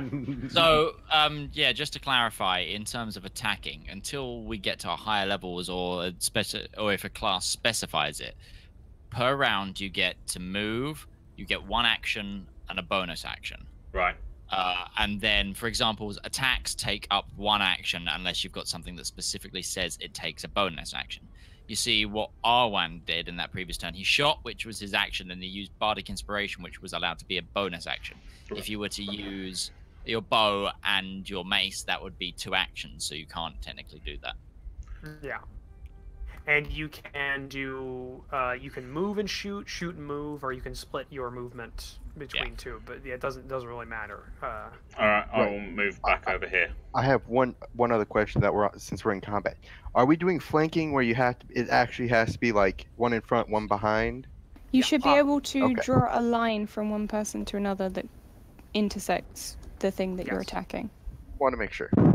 Yep, that's what we're going with instead of doing the outnumbered form of flanking that we were using way back when, because that's Does anyone know where the ruler is? yeah, it's the circle. It with looks the like a ruler in it. circle. It changed now. You can now do rulings. You can actually you can make it so you can actually do like snap to corner, snap to center, no snapping. So you can have free ruler, and you can also string it together and make like a Go you can around actually make a corners. path. Yeah, you can go around corners with it now and stuff. So they've added more functionality. The game has changed. It's a whole new game. Ooh. It's a whole new world. You can play Snake with it. Yeah, you can. Yeah. Oh, that's upsetting. Actually, that going around corners and drawing a path is a big deal because that was super annoying to try and work out a path Work out. in the last one. But yeah, you've moved back now, which is perfectly fine. And I don't know if it's in the rules specifically, but we play where you can shoot through friendlies as long as they're not in melee with the creature. So if there's a friendly between you and the creature, it's assumed that you can communicate that you're shooting, and they'll get out of the way. But if you're shooting into close combat, like if the creature and a person are in melee with each other, then bad things can happen. So there's a chance that bad things can happen. So just so you know, Rival. Okay. Thank you. Yeah, no, it's no problem. I moved, so I'm done. All right. Ustenia. Oh, I'm Nah. sorry to interrupt again. I just want to remind Rivallon Yeah. that you might have some bonus action spells as a ranger. So just make sure you check that. Right. Did you help him with his spell thing, getting all that worked out? No, I didn't get it. I didn't get a chance. I've been No. busy with school. So have I. So I'll give you a. Sorry, Roach. No, hey, Crimson. I appreciate you offering to help, Yeah, but yeah, it's just we'll get it sorted. Don't worry. It won't make a big deal here. You say that. Shut up, Roach. Well, I've already got my bow axe and shield ready. It'd take too long to switch out to longbow. I'm just going to maneuver myself into position and reserve an action. Okay, what are you reserving? Attack if it comes near me. If I can do that. If it comes within range of you, you'll Yeah. attack. Okay. All right, so make sure you know that you're holding that. Mm-hmm. Okay. Not that it matters much. I mean, it really only matters if it's a spell, because then you lose a spell slot. But you know, whatever. All right. That's your whole turn. So now Yeah, it's, that's me. Yep. Now it's Brunhim. Okay, I'm gonna use a bonus action to use the hide action. So I believe that's a dex. Would you want me to just roll dex or dex save or? For a hide action against their perception. Well, they can't Or maybe actually stealth. see you. They can't actually see you right now, so you don't. No, but if pass. I use hide, then when I go out, they shouldn't be able to see me. Or they have to roll against a. They have to roll against. Yeah, they have to roll against your stealth. If you come out, but right now. Okay. But the way that kind of works is you're now hidden because you're out of line of sight of the enemy. And Right, when you but pass then- into places where they could see you, then you'll roll a stealth check. And they'll- So if I did that. yeah, then you roll a stealth check against their perception. How high are these boxes? Not too high. Okay, but they're- how high? High enough that I Like- could see over them. Yeah, so it's like 2 or 3 feet tall. Like they're just really wide boxes, kind of on the Okay. floor. So, it's sort of relevant if there's a roll against my stealth from the hide action, because I want to know if I get sneak attack bonus. Yeah. Well, you have to roll a stealth check first, because now you're in line of sight. Now you're hidden, but you're going into something, so roll a stealth check. Okay. Are you kidding me? That was so bad. I get +8 on stealth. Oh, that is quite bad. That isn't it? I would like You I would should've like listened to the song. to welcome you to the wonderful world of how I feel about playing a cleric and rolling religion. Me. I forget, If any what's of you have been what's keeping the up- stat used for perception? What passive perception? Uh, Or What's the standard Wisdom. stat use for perception? Is it Wisdom. wisdom? Wisdom. Yeah, that's why I wasn't very good at deceiving. Giant eel. It doesn't seem to see you. Like you're kind of you're sticking to like the shadowy areas. You're sticking low to the ground. Seems Nice. seems to not be aware of you. It's very dark in this hole. There's just torchlight is about all that's lighting this area up. Wanna throw a dagger? You want to throw a dagger? Oh, that's good. Oh, you threw the shit out of that dagger. That's a hit. Do you get a sneak attack bonus on that? I do. She will, yes. Yes, I will. So I'm gonna do that, and then I'm also gonna do that. Okay, 9. That's the best damage so far. Yeah. Rogue. No, it's not. I opened up with a 10.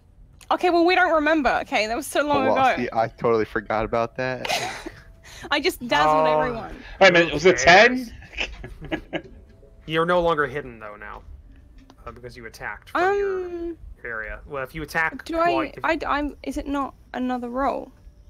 No, it's not. As if you No, attack, attack breaks it. attack, break, hiding, and stealth. So you used a bonus action to do that, and then you didn't attack with that, and that's how that works. And what you would be able to do now is, next round you'd be able to go into, you'd be able to use bonus action again to hide, and then attack from hidden. That's kind of the whole thing about a rogue, is it's about to be, you've got to keep attacking from stealth, and that's kind of thing. Yeet. So, because I played a rogue in the last character I played, yeah, crossbow based rogue. Yeah, where Like you to tell hid in people what to do. where she hid behind a candelabra repeatedly, hiding for some mind flayers. Yeah. Hey, she killed the shit out of those mind flayers. All right. Is that the end of your turn then, Brunhilde? Yes. Can I go into Alright. this space? Which space? You can. One. Yeah. It's not like Just the so torch is long on the as- wall. Okay, cool. Then Yeah, I just want to be it's- sort of closer to the box so I can kind of like For cover. be. Yeah. Got it. All right. Was it light cover? It wouldn't really provide cover because who knows? Maybe it has a I range mean- attack. Mhm. Question. If it's like 2/3 our height. True. It's not really providing too much cover, though. We'll see.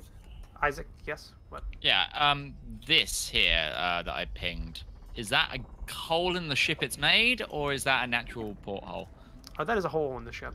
You see okay. you see an opening on the edge of the or in the wall, just kind of these jagged pieces of wood. You don't see any water coming through. It's above the surf. Okay. But there is a hole in the ship. And I just need you to confirm as a DM that this thing has taken damage, correct? Yes, it's taking Okay. damage. So I'm gonna use Toll of the Dead. It needs to make a Wisdom saving throw and beat 9, apparently. I think. Or does the 9 not count? Hang on, I need to read my spell. Got it. But make a Wisdom saving throw. I think it goes against my DC anyway, so I think those top numbers are absolutely useless. Either way. Yeah, it's against my DC. Not ignore those numbers at the top. That's just the weirdness of the spell. So yeah, you failed. Okay, so I need to go. It takes 8 necrotic damage. All right.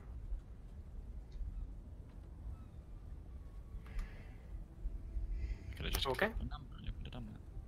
And that is my turn. Unless I've actually have I got a bonus action? No, that's one action. That's one action. Not a lot of bonus yeah, actions. Yeah, I've got all my bonus actions. are healing, Sorcerers that's can fine. buy back attacks and stuff if they want to, or make Very or true. make Yeah, things bonus actions. I could spend a spell. I could spend a sorcery point, couldn't I? No, I'm just gonna stick with that. All right. So this creature that's been kind of beat on for this round is now now knows where you're all kind of at, sees you in the torchlight, and begins slithering its way towards you in a very creepy way, because it's not like a snake. It's very much an aquatic creature, so it's a very odd movement pattern, not used to the land. So 20, 25. Aha! Would trigger your action. Yes! You've activated my trap card. You've activated my trap. Oh, you've activated trap card. Yes. You've activated our barbarian. I deploy barbarian battle axe. Barbarian, battle axe attack! Barbarian in attack mode. I really wish your barbarian was just in a tracksuit now. Blip. Whoopa! His horse has stripes down the side. That is the hit. Yeah. Yeah. 7. All right. Tripolsky. The creature is bloodied. Ooh. Oh, jiggy briggy. For Para and Rival, for your benefit and for anybody who's just joining us, I always denote it's a holdover from previous editions. I'm fairly certain. Don't think it's in 5th edition, but when a creature gets to half health, we call that bloodied. The players are allowed to know when a creature is bloodied. Yeah, I've played that. Got it. Okay. Well, that interrupted its thing, but it's now in. It's now close to you. It's now going to kind of slither up onto the box. Due to its low height, it does not require a climb for that, and it's going to attack.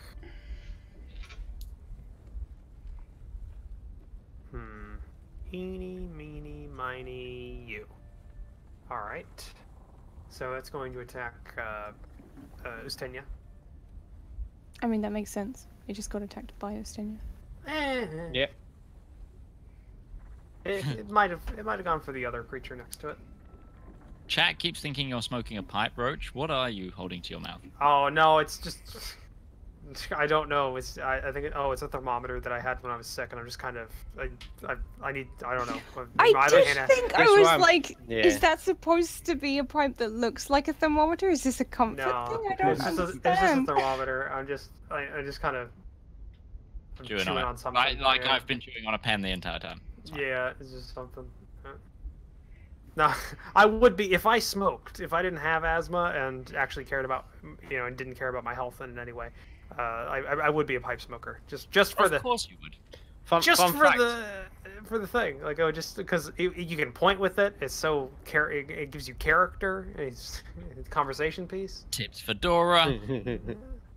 Fun fact, I'm actually going to my nan's this Saturday to go do some work with her and help her out, so I'll be able to pick up my pipe.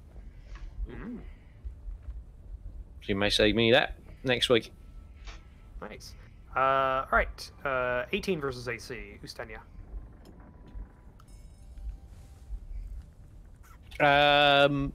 Yes, that hits. Okay, you're grappled. Oh no! They're automatically grappled. Ooh.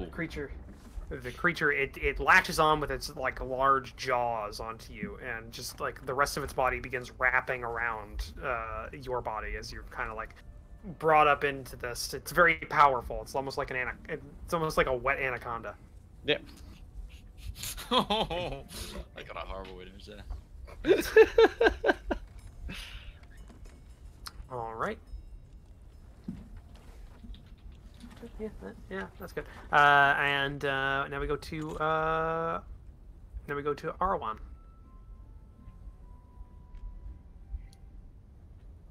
So he's in close combat, right? Yes. And he's also grappled, so there's A chance of hurting him. yeah, hurting him. Yes. If not from, there's also a chance you could actually hit the creature and still hurt him from over penetration. Oh my. I'm already tied up and penetration involved as well. Ooh. With a wet Some anaconda. people pay extra for this.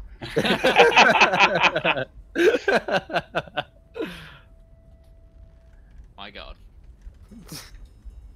First, What did you I'm expect, gonna Mitch? You've been give. gaming with me for 2 years. I'm gonna give Ustinia Bardic Inspiration as bonus action. And then I'm gonna. Oh wait, no, that's 3 feet above me. Fuck. Can you have multiple bardic inspirations up at the same time? Yes. I believe so. Okay. You He's just have very inspiring. you just have a limit to how many. Dripping you with actually inspiration. Okay. No, I just You didn't know have- if it was a limit to how many you could do total or just at the same time. I didn't know if it was a Yes, concentration total. kind of thing. Or... It's it's basically like sorcery points. He has a limited. I don't. pool What the of hell do I keep holding it like that? No wonder they think I'm smoking a pipe because I'm holding it like this. I'm just like, See? yeah. Yeah. And then I'm going. That's all These way Virginia men are coming against us. How apt my current Ultimate General series going. I was watching it today. That's actually why I So said it. I have a question, Midge. You used Tasha's hideous laughter, right? Yes. Do they have to be able to understand spoken language? It says at the bottom they don't have to understand the language you say anything in, but all language. They just need, as long as they've got the intelligence to comprehend it, which is a minimum of 4. If they have a So now so now you have like, what is it? It's a 3/4 chance for it to stick. Sure. Why not? It's only a giant eel. Of course, it's gonna understand common. Well, it doesn't have to understand common. It just needs to be intelligent enough to understand funny faces, which is 4 and above on intelligence. All right. So DC Yeah, 13. it says there a creature with intelligence score of 4 or less isn't affected. Right. So you cast incantation, and this kind of like ethereal laughter passes across the cargo hold as the effect hits the creature, and nothing happens. Okay. It seems that, like, for pause for a moment, and kind of tilt its head slightly as like causing more pain to Ustinia as it brings the flesh to the tilting head. Solid. This It doesn't seem to have mattered to it. Not get the joke. All right, that's my turn. All right. Rivallon. Okay. Well, I'm going to use my longbow again. But I've just realised I have archery, which gives me 2 bonus attack with ranged weapons. Wait, what is? I think you already put that in.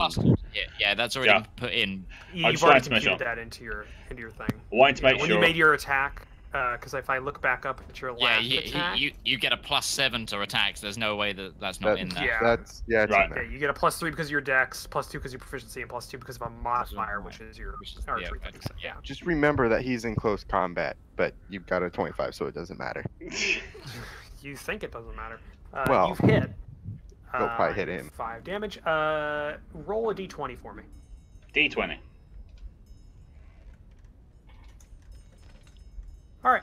You catch the creature in a part of its body where it does not have the chance of hitting the person that is constricted within it, and it makes like a kind of a growling noise, and its jaws kind of set in tighter onto Ustinia. Sorry, buddy.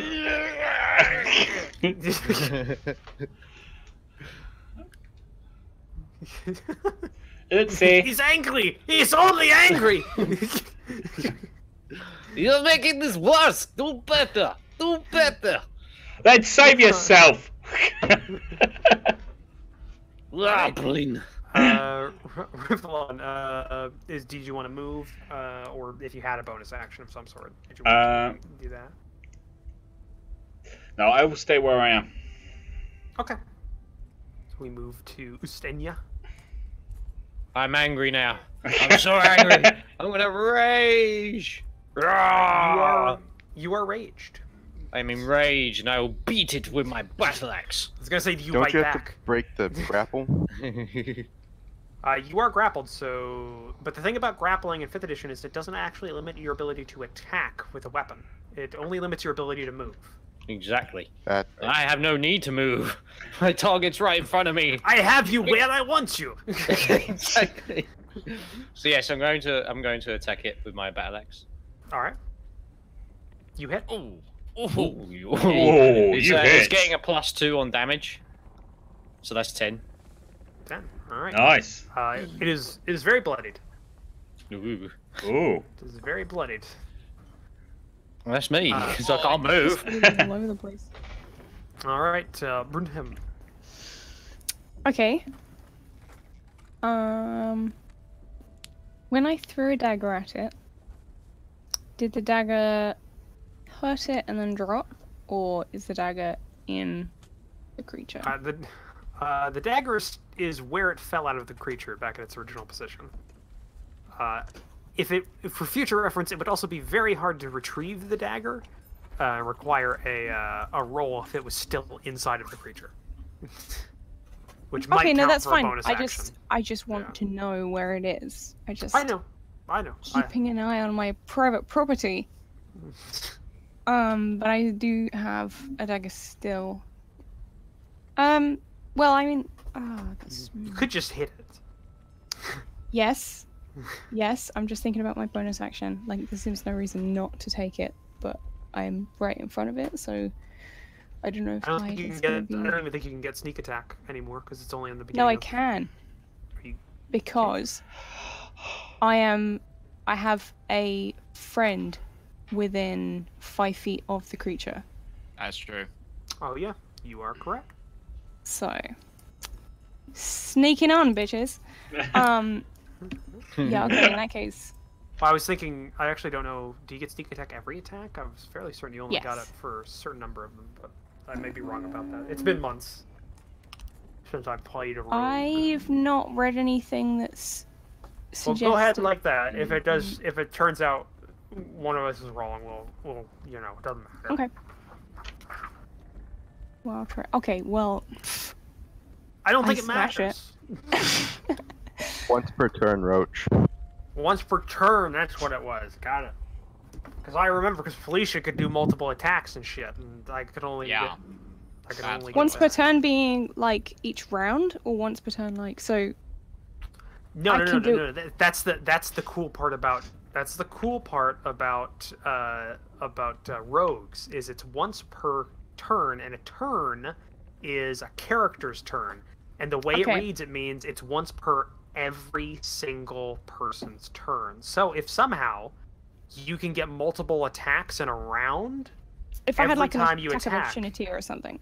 yes, it would, you can use sneak attack with attack of opportunities because it's once per round. It's once per turn. What's the spell? Is it command or something? It's one Yeah. of the bards If gets there's stuff any where they way you just can attack, give someone else a turn. You just go Yeah. boom, and they go ha. well, basically, if it's Disgusting. on anyone else's turn, you still get sneak attack if the sneak attack requirements are still met. So it's actually a broken thing for rogues, but it's awesome. I enjoy it a lot because it means I can do this. Yeah, DPS dealer. Yeah, that's pretty good. It is. Got the leap mad deeps. It is very blooded. Almost like you can there are bits of it that are kind of where you can just see the inside of the eel along parts of its skin. And is that the end of your turn? So you can do more things with bonus action if I remember, like extra movement or things, but I may be wrong about that. It depends And on the class of rogue. Yeah, it depends on the subclass.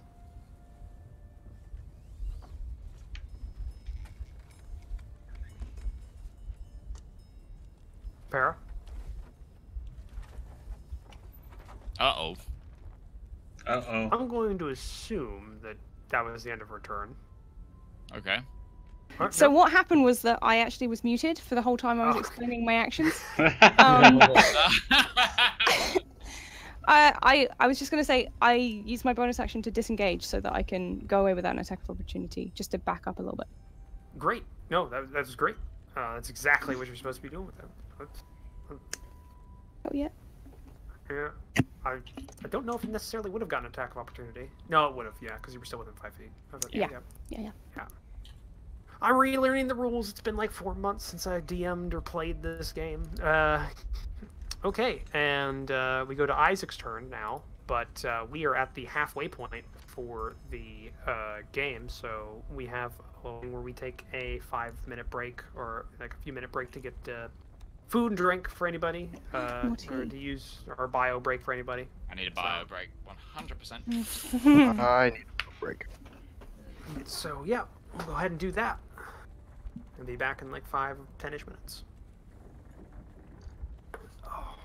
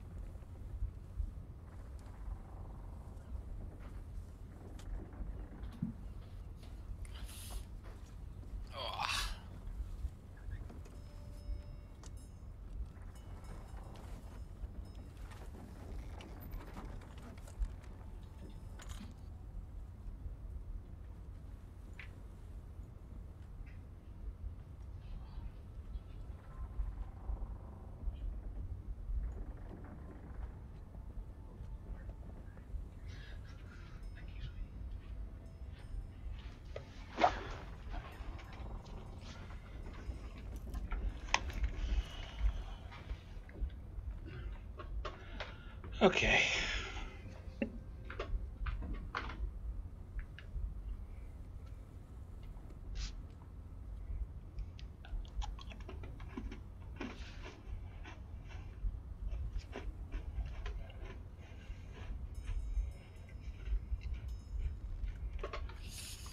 I'm looking at Papa John's because my girlfriend was talking about it a second ago. Oh. I'm real tempted. I'm feeling fish and chips. Oh. Awesome. Solid. just had that. Before this. Just had that before this. Yeah, there's a new fish and chip Quite shop tasty. literally at the top of my street now, and it's like they're really nice. Nice.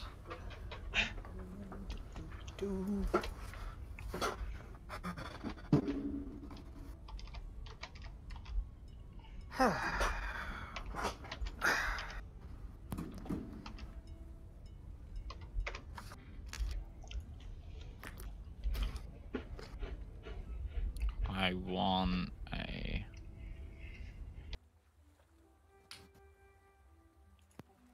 So who are we all waiting on still? I'm guessing Para's not back. Not hearing any Crimson.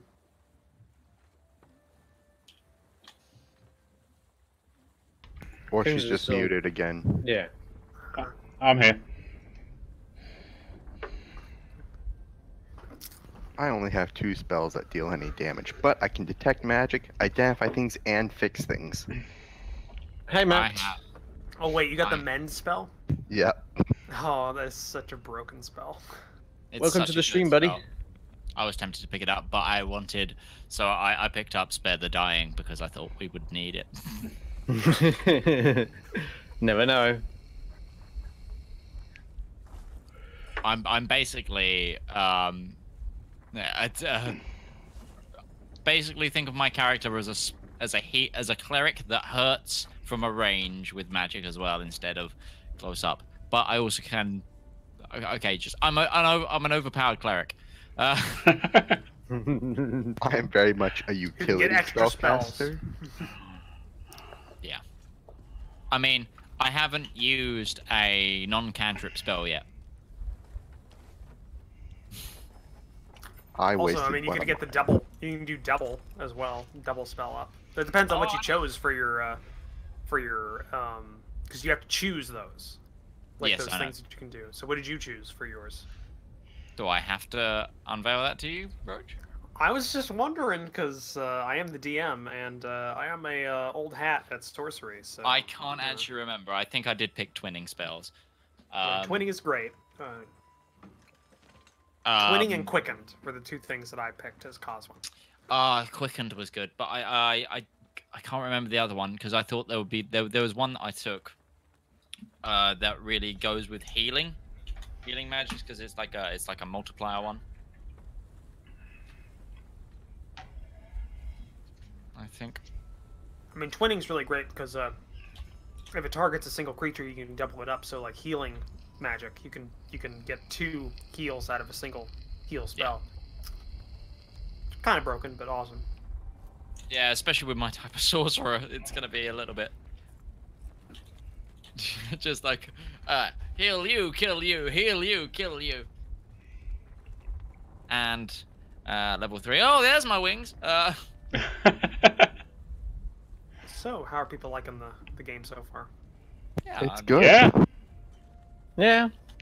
I like that we've been kind of forced into working with each other because of a circumstance. I like that. You're on a boat. I'm never using this shipping company again, though. I'm telling you. How much was a fare? 2 stars on TripAdvisor at the moment. 2? You're being attacked by a giant eel, and you're giving them 2 But stars. There At was least the nice catering was entertainment nice. over dinner. How Someone would you know? said You You, there? you sir have never been to parts of the UK. Well, I'm not the one that gave 2 stars. He wasn't there either. The catering's nice. No. Got attacked by an eel, but the food was good. 2.5 stars. Look at it. Hey, look at it I this mean, way. if we kill it, maybe we could eat the Yeah, eel. exactly. There's probably enough salt on this ship to eat the eel afterwards. God, eel would be so.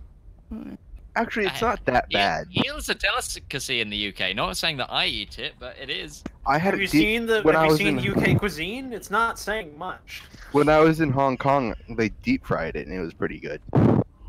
Yeah, we have it deep fried all the time. I So say was you we, mean you deep just fri- took a delicacy from Hong Kong. And So was brought it deep in. fried They probably took it starfish. from us. You forget that was ours until 97, 90 or 99. 97. The year of my birth. Oh god, thanks for making me feel old, man. Sorry. Sorry. Jelly yield as well. That's the thing. Yeah, that's never going to happen with me. So is everyone back?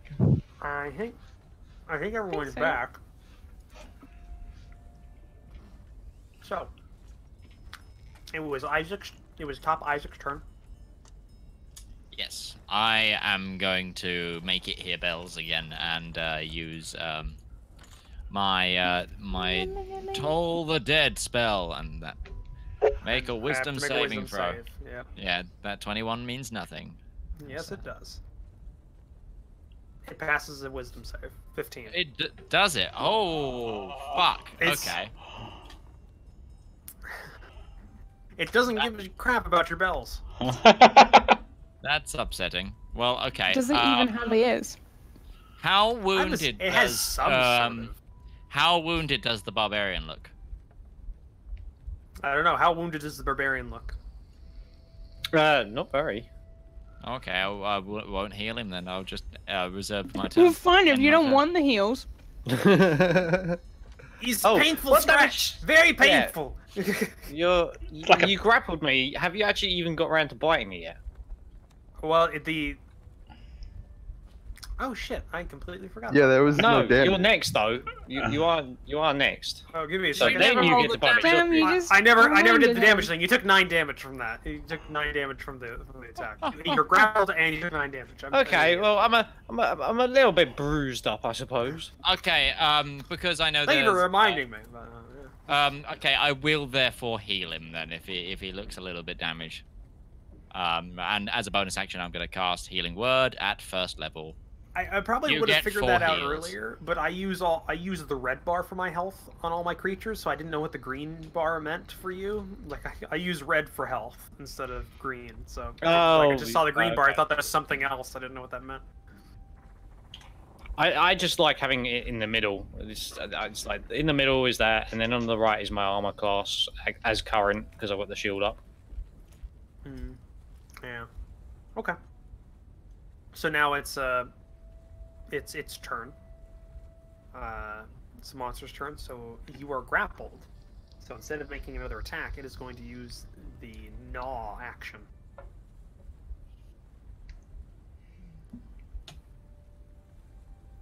Gnawing. Just a gentle nibble.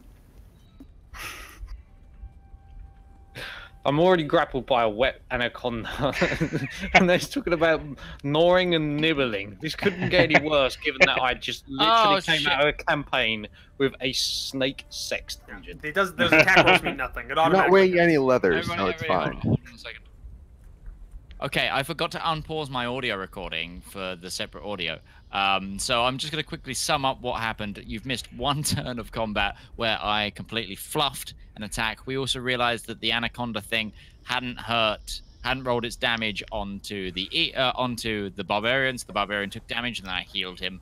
And that's where you missed. That's all you missed. Sorry about that audio.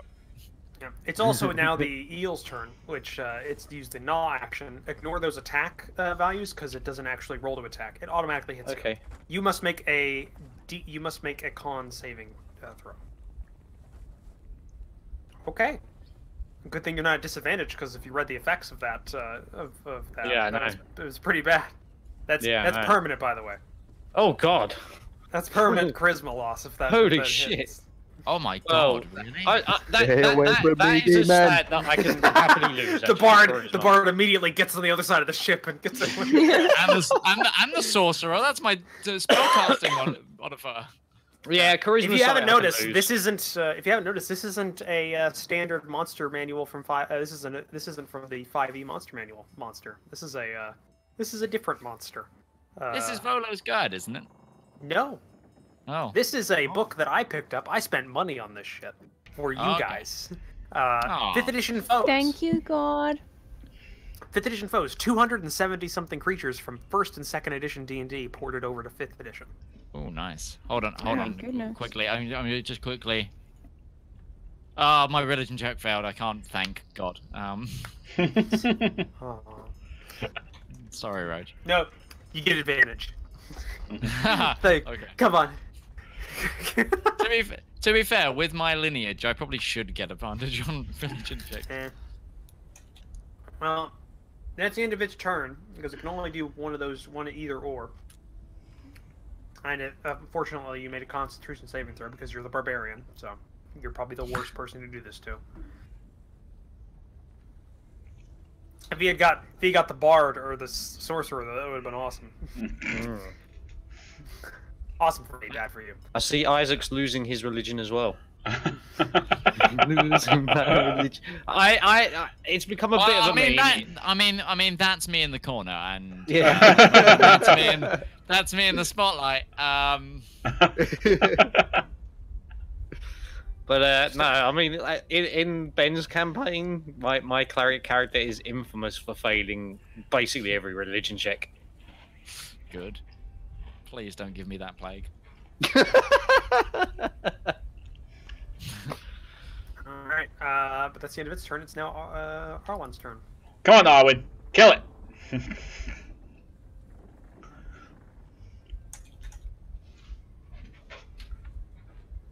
So Howard is Utesha? Uteshna? Whatever. I'm so bad with Russian. Ustinia. Ustinia. There we go. Oh, I mean, I think it's less Russian and more reading. It had no H in it. I'm just gonna say there was no H in there. So Uteshia. I've been reading Russian, so I expect an N to be an H. So I see an N and I think H. How hard is he?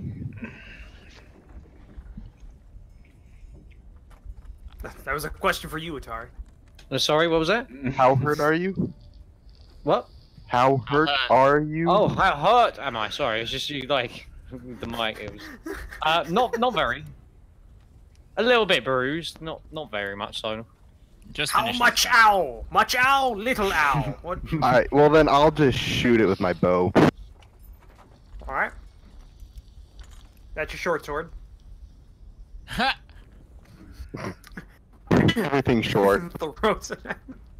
That's a miss. Better Okay. off throwing the sword. That's my turn.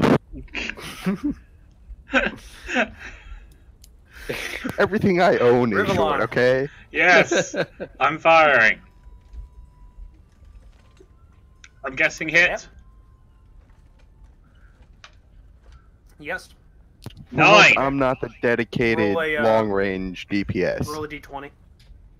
Roll a d20. Rolling d20. I'm Justinia, I'm very, very sorry. You hit the creature. Yay! And it strikes home.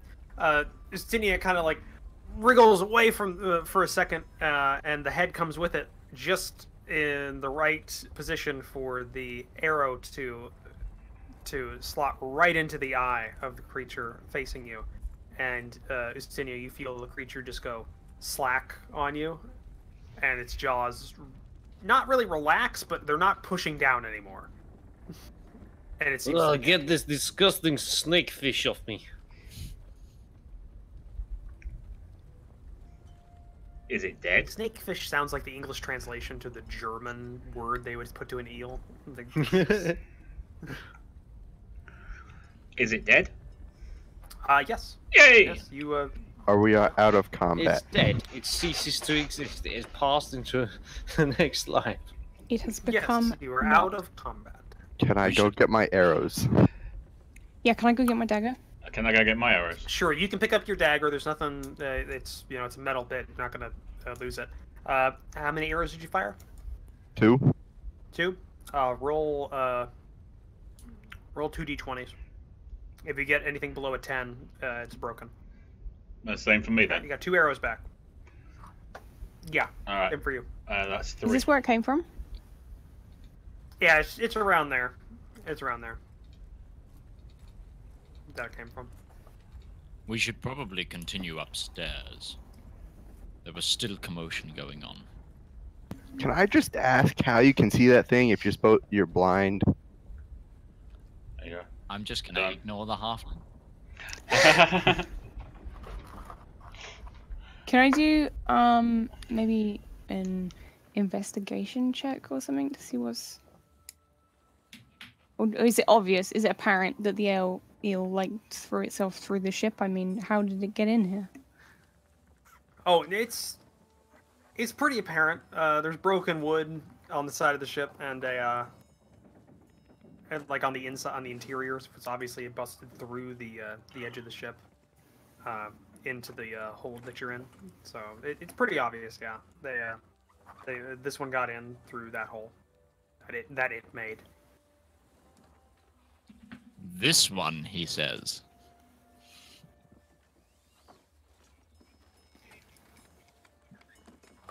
No, we need to go check on Kaina first.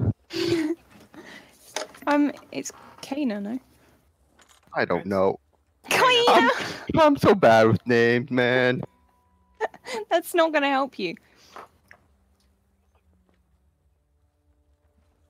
Come, we should check on the rest of the ship. Check mark 2 next to Rival's name.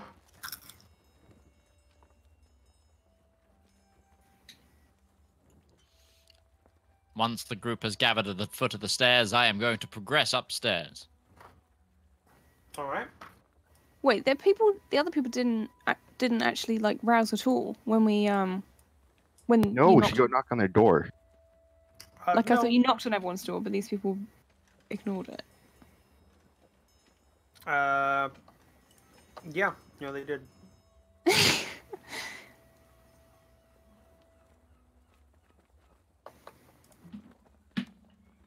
Well, it's up to you Yeah, guys. What seems- are you doing? I am going to progress up the staircase. Fine. I'll follow the group. All right. Let's follow the leader. You walk up the stairs to the top deck. When you come up there, you see the deck that you're used to, but bathed in lantern light, and kind of towards the back of the ship, near the helm and where the captain's quarters are, you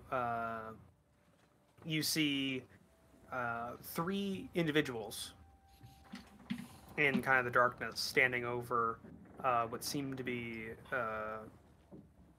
2 of these eel creatures that you fought in the main hold, and these creatures seem to be unmoving on the ground in front of the which you can kind of make out to be the crew in the light. There are a few bodies kind of laying on the deck around that are unmoving as well, that look to be humanoid. I'm gonna...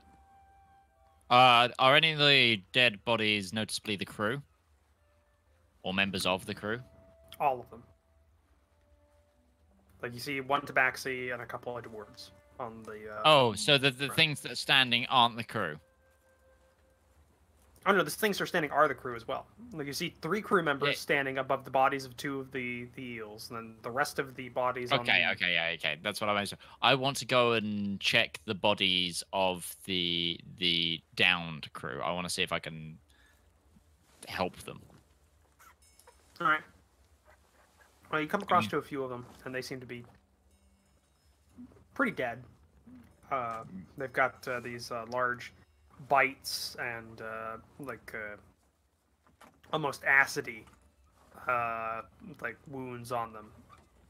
So around so their you're bites. saying spare the dying would have no effect? It depends how the spell read.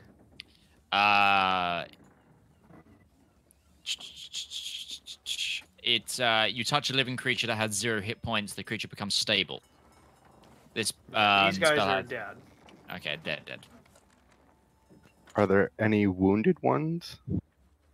Yes, there are the tabaxi and a younger, almost cabin boy dwarf is both wounded on the deck. They have this. Each of them have like a horrible wound on like their arm or kind of like lower abdomen from the bite and what seems to be a bit of light gnawing with the inner mouth on them. So they are both those are wounded, kind of on the ground, groaning. Is the captain anywhere to be seen? No, actually, you see his door because his quarters are underneath the helm, kind of in its own little quarters area underneath it, and you see that firmly closed. I'm gonna cast Healing Word on the Tabaxi. All right.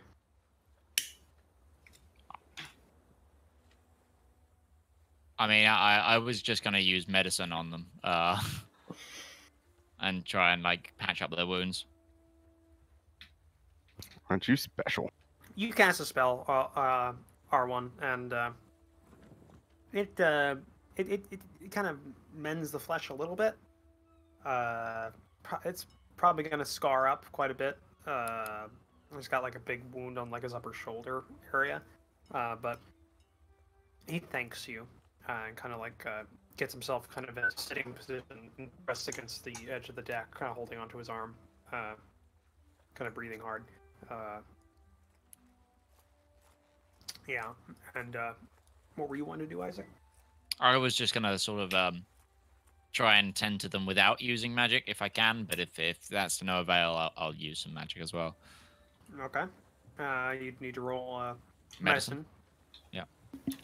When I was picking up my no! Oh fuck! Hmm. Oh god, he's gonna be amputating. Oh, Isaac. He's gonna amputate the leg. But Okay. it's my arm that's wounded. He's pregnant. It's Hang fine. on. Hang on. Can I leverage something from my backstory to possibly give me advantage? I don't know. Can you? I originally worked as a battlefield medic. Does that help me?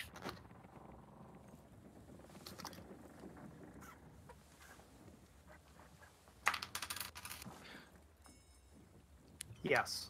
Oh, thank fuck. He's not When- pregnant. when I was walking to pick up my dagger earlier, did I thought you were you the know, Robin. notice the body on the floor the eel had before?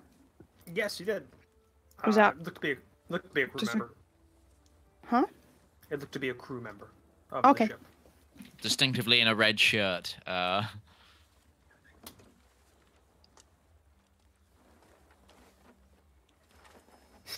We don't even have ranks, but he's got an ensign. God pin on damn his geologist. shirt.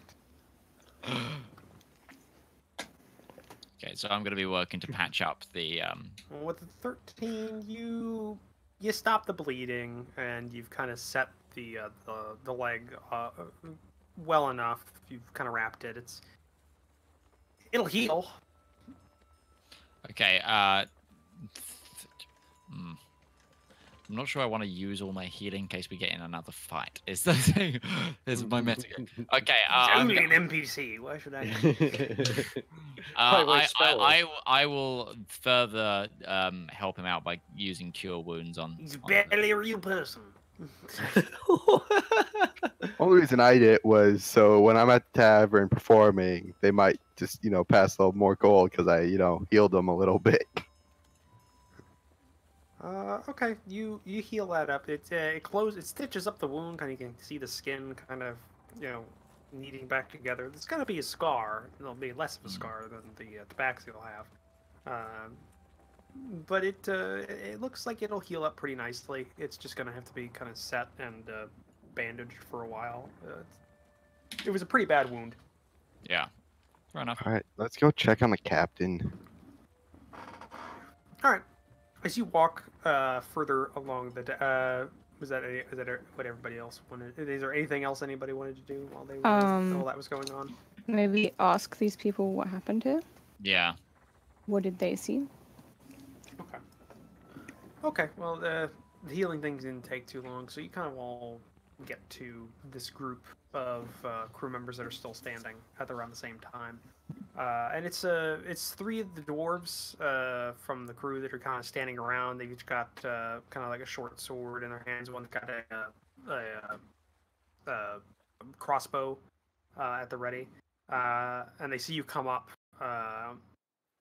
One of them who's got a little lantern says, "Halt! Who goes there?" It is I, Shadows. Arwen the Bard. We fought an elf downstairs, or an eel downstairs. We came elf? up here. Shut up. An eel downstairs. We came up here to see what's going on. And here we are. Come closer. Show yourselves. You're kind of the lantern light's not very strong here, so you're walking. They're in the dwarves. shadows. They see in the darkness. Can I cast light on myself as I walk forward? Shut up. Well, I mean, I'd be just for the record, I would have been escorting Arwen as well in this situation. Right. With a flourish, I'm going to cast light on myself as I walk towards them. just for that impressive entrance. The security guards go, he's drawing, and fire the crossbow at him.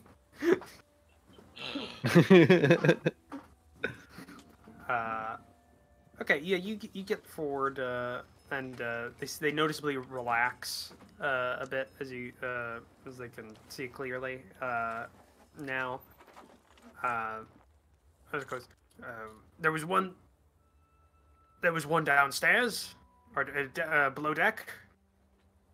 Yes, it had my companion here, and it's clutches.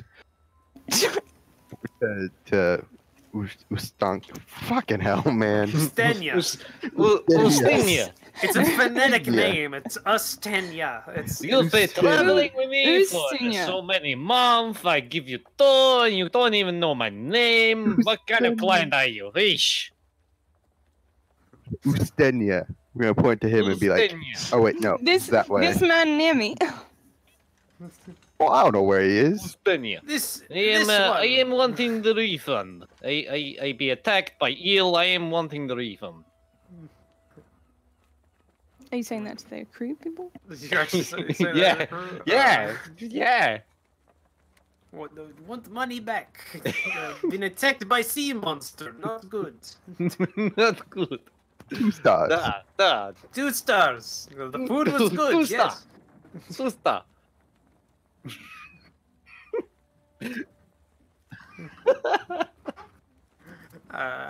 They kind of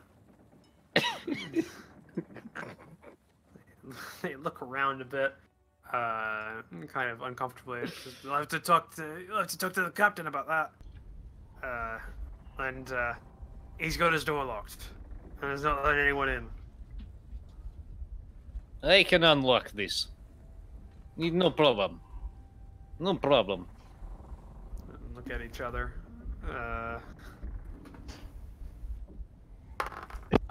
I'm pretty sure I could unlock it very easily. I'm also quite sure I could unlock it quite easily. No need to be rash. We just need to talk to him. They kind of they step away from the door. They don't seem to have much loyalty to the person that didn't assist them in the fight. Well, in that case, go for it. I'm going to proceed to knock on the door using my axe. Sharp end first. Good for you. They're noticeably less okay with this now. I have a set of lockpick tools. Well, this is faster. It does job. Unless You not, hear I'm a yelp happy. from around the other side of the door. Wait. Why does a blind man have lockpicking tools? You're asking this now. He was writing notes earlier on. He did? I didn't see it. Where I come from, we know use door. So why he be bother?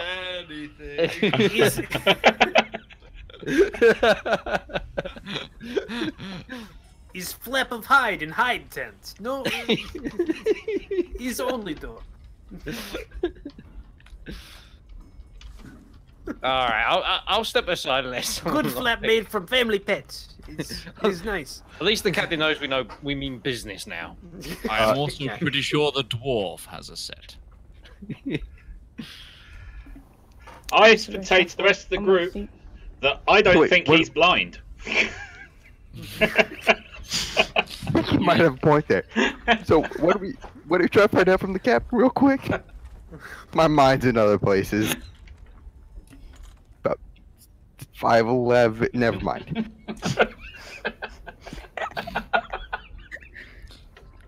I didn't see you down there. So what are we asking the captain? Just for the refund? Is that what we're asking? We're asking him what the hell is going on. Right.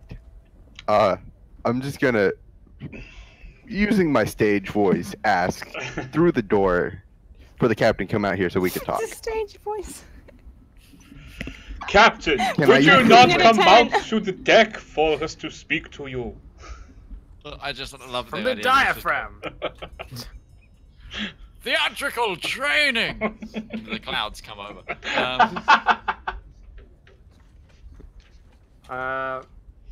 You hear kind of shuffling from the other side of the door when you ask for that.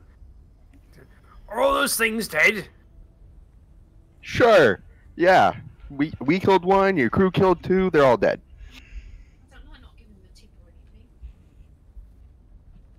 Is 3 things of what is that? Pizza? Well, that'll be pizza and probably like things along the lines of like chicken dippers. Chicken tenders, maybe. And when are you sending this to Garlic us? bread. So it's garlic knots, cheese-coated wedges, and a pizza. No spicy. Is that all for chicken wings. yourself? Some all for me, disappoint. thanks. You glutton. Look, just fold it up into a point and force it down the phone line. I'll take it all wrapped up. Biology's so unfair. I couldn't eat that. I'll just go And for it. you can eat that shit and you can stay at that size. Like, Right? starve So myself. bad. Yeah, I have like what's it called? Like a. Oh my god, that looks so good. The You're not metabolism helping of your a carrier. case here, Mitch.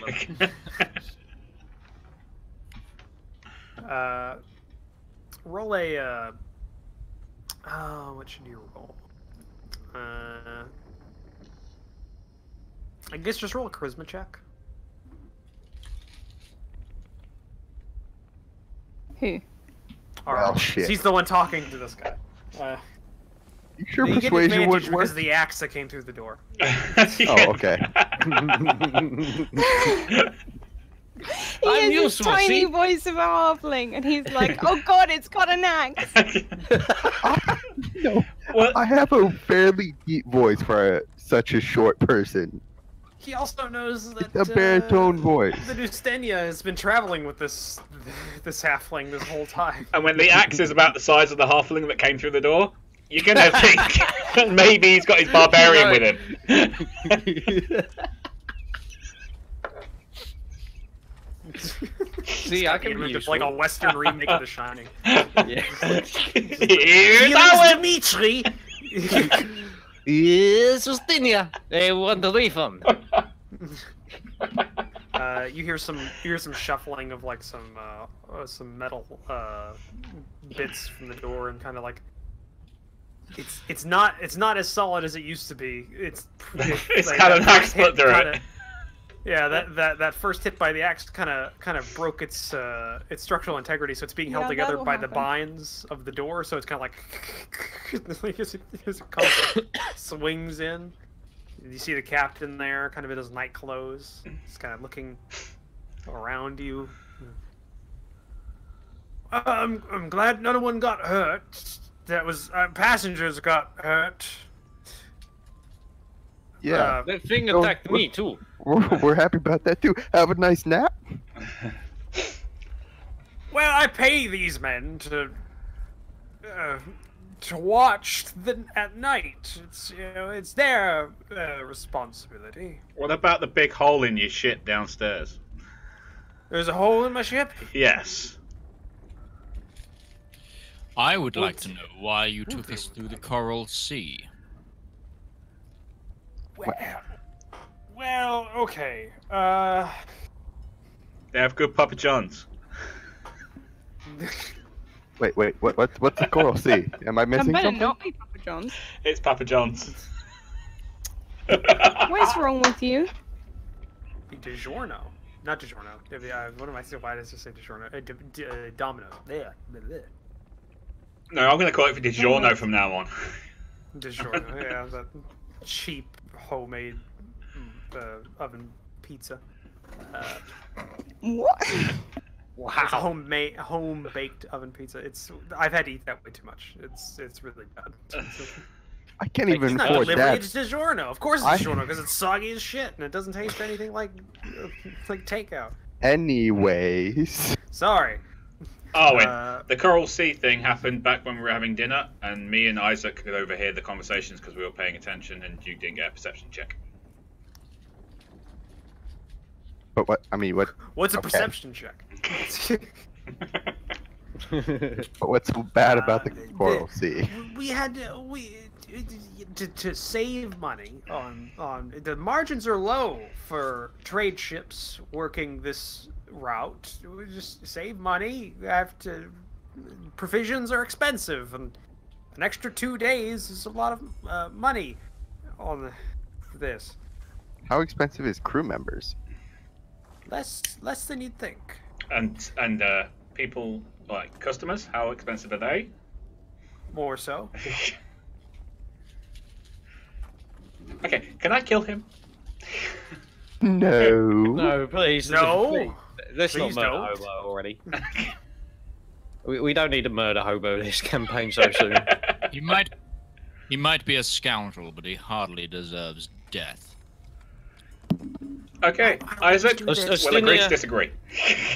Ostinia's going to walk up like a bit closer to the captain and say, You take us back to shore now, quick route. Yes? You no charge us, you give money back.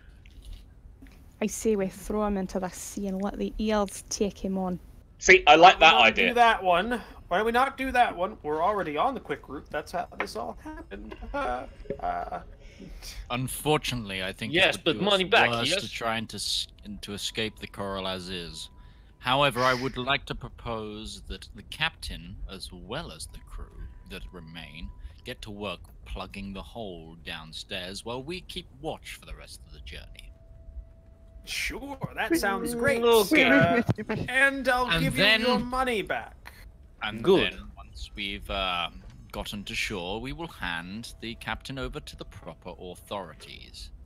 Or we could not do that. I just pull out a set of manacles and start swinging them. Where did you get those? They just wanted to get the money back. What you want to do after that is up to you. I won't charge you anything for the journey, or the expenses of keeping your animals fed on the ship. I'm And how okay about- with this. How Sounds about fair I to give me. you? How about I give you 5 gold pieces per person to not mention this to anyone? You will pay for the funerals of the men you lost. Sure. And the 5 gold pieces. Yeah, I'm okay with this. Okay. Yes, we'll do that. Pay you that once we get on shore. We're not too far off, and we're already on the quick route, so we'll get there at the time we were supposed to. I'll go supervise the patching now, and he kind of shuffles to the side and away from you, and takes the rest of the crew members that are alive on the upper deck with him downstairs. There's still someone like steering the ship, right? He was Yeah, good there's- negotiator. Okay. Good negotiator. That went successful. Have we already got the gold, or is that coming later? Yeah, you've already got the gold. Yay! I would have had you pay at the end if you hadn't gotten a refund or anything. But you'll get 5 gold at the end of this now. So instead of you paying me, you'll get 5 back. So you get 5 more. When? Yeah. All right. So you're all just kind of sitting on the upper deck, taking a watch now. No, I'm gonna go down and check on the other passengers. I'm going to be taking what? I'll take watch. I'll take watch too. You don't Well, want to stay with your halfling? Well, unless he tells me otherwise. Alright, fine. he, Fine. he doesn't want any help. I'm not paying enough to ask question.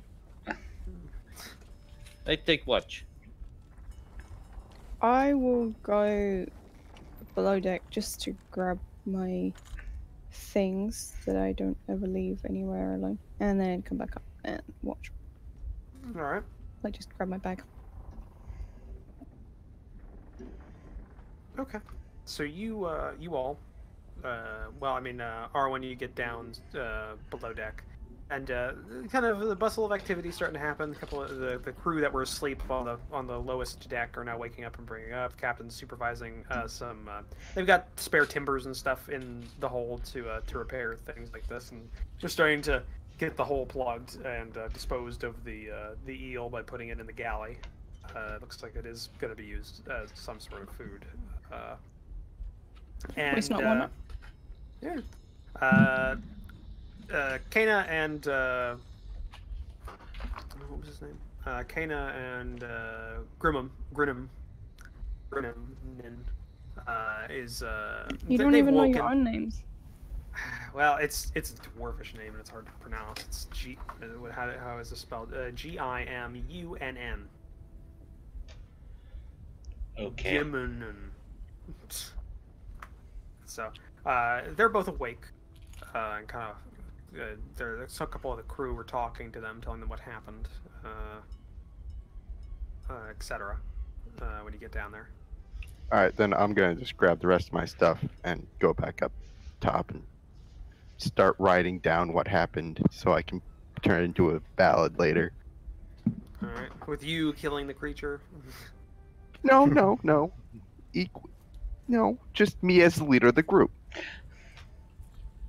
Of course. Leading them bravely into battle. Exactly. All right. So you've all started to kind of settled in to take watch. It's a fairly after the battle. It's fairly calm. Not much is going on. You hear the light banging of hammers and nails underneath the deck. And the captain kind of taking charge of the work crew, getting things patched up, and just the light lapping of water against the side of the boat, and things continue to pass. Do any of you like? Oh, sorry, ignore that. He just gets Trying to- really mad. No, it's a calm night. I had this before in the other campaign where where it has the features things, all the text has been minimized and it just says rage and it doesn't have the actual text. I'm trying to remember how I got it back Right. without having to open the gearbox. I'm going to suggest that we take turns being on watch so we can continue to get some sleep. Justinia clearly needs sleep. Yeah. I get up ridiculously early in the morning, so. Okay. So who wants to take first watch then? I'll take first watch. I've had my 4 hours I kit. will happily join. Ah, hello, Isaac. All right. If y'all are volunteering, I'm gonna go to bed. Night. Okay. You noticeably sound less Scottish.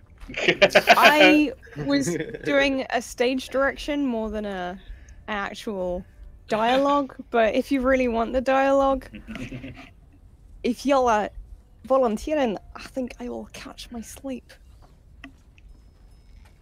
That is a really good Scottish accent, by the way. Yeah. How early or late Midge is it in the morning? Aren't you and Midge both like actors or trained in like the like, Well, trained in school. school? Yeah. Yeah. So Don't quite have the degree. Para's more the scientist than the. knows the theory, not necessarily the. No, just I was just very science. good at Oh. theatre You were very theory. good. That's very true. All of my essays were example essays. Whereas mine were.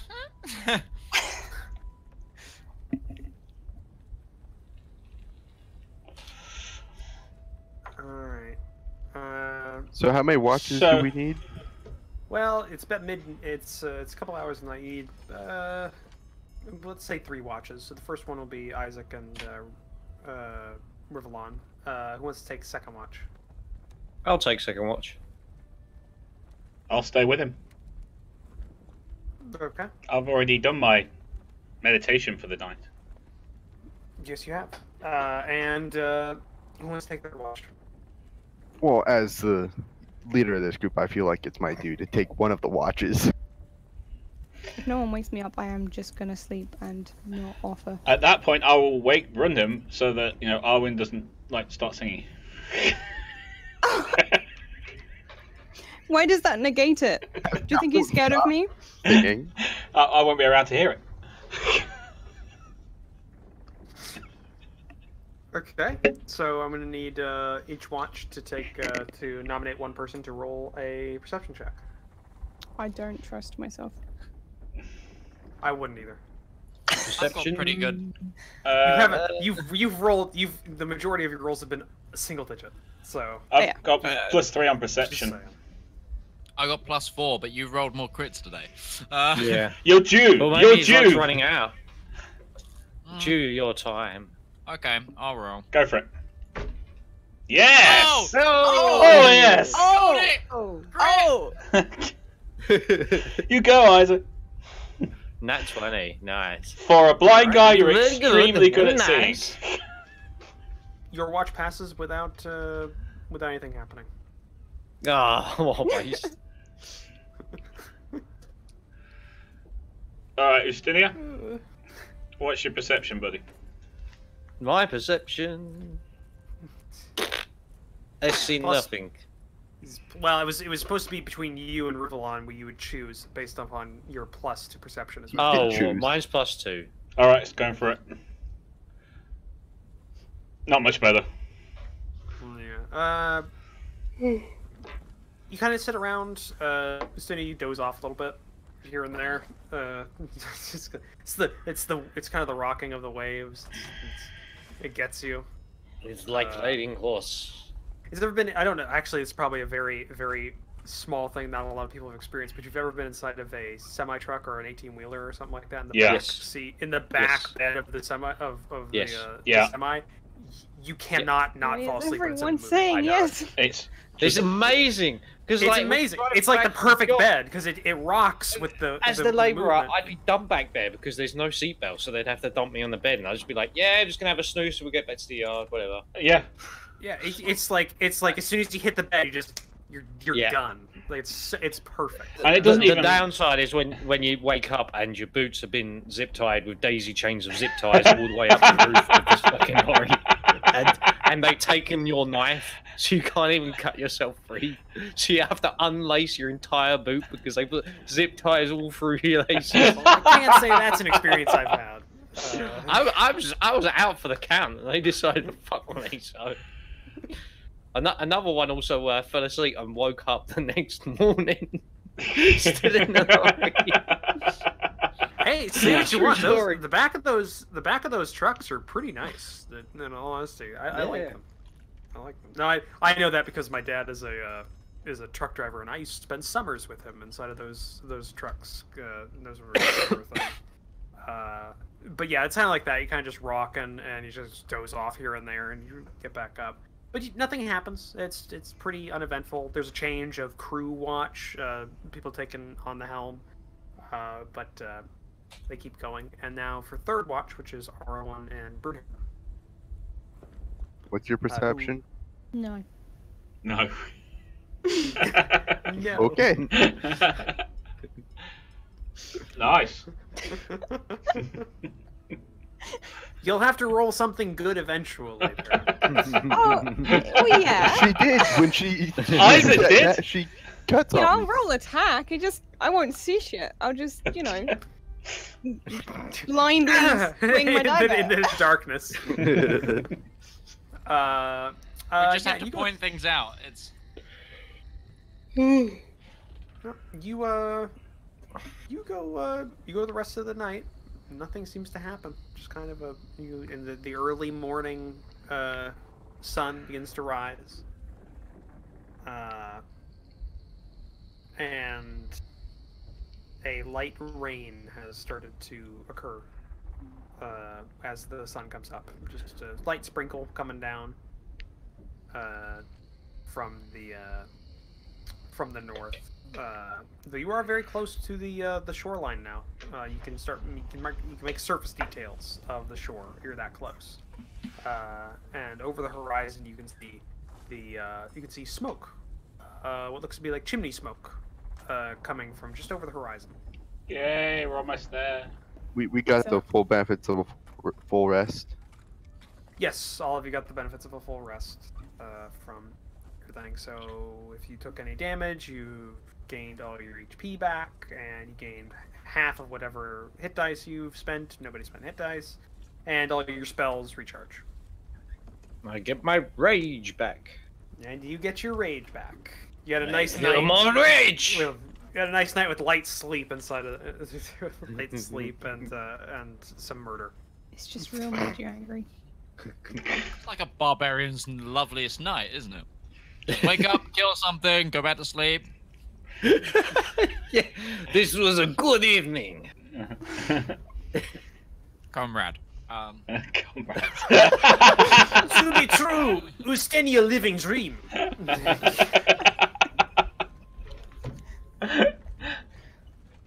Have you ate all that That's pizza the best already? way. That's of course it's Midge. Of course he's eaten most of it. He stuffs that shit down. I'm through the garlic knots, half the pizza, and now I'm just finishing off the cheese-covered wedges. Where do you put it? How? Yeah. I had a salami sandwich for dinner. A singular sandwich. I Sorry, haven't eaten dinner in 3 days. Midge. I'm looking at you, and all I'm seeing is how Garfield eats. You know, just Cigarette.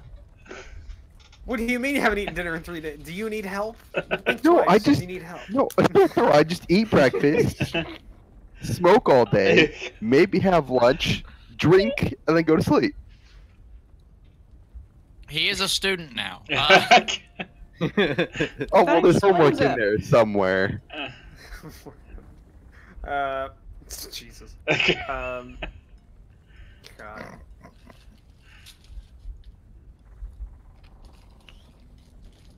Okay, but yeah, you've gone through the night and is now. Chat are claiming I have a tapeworm. I can believe it.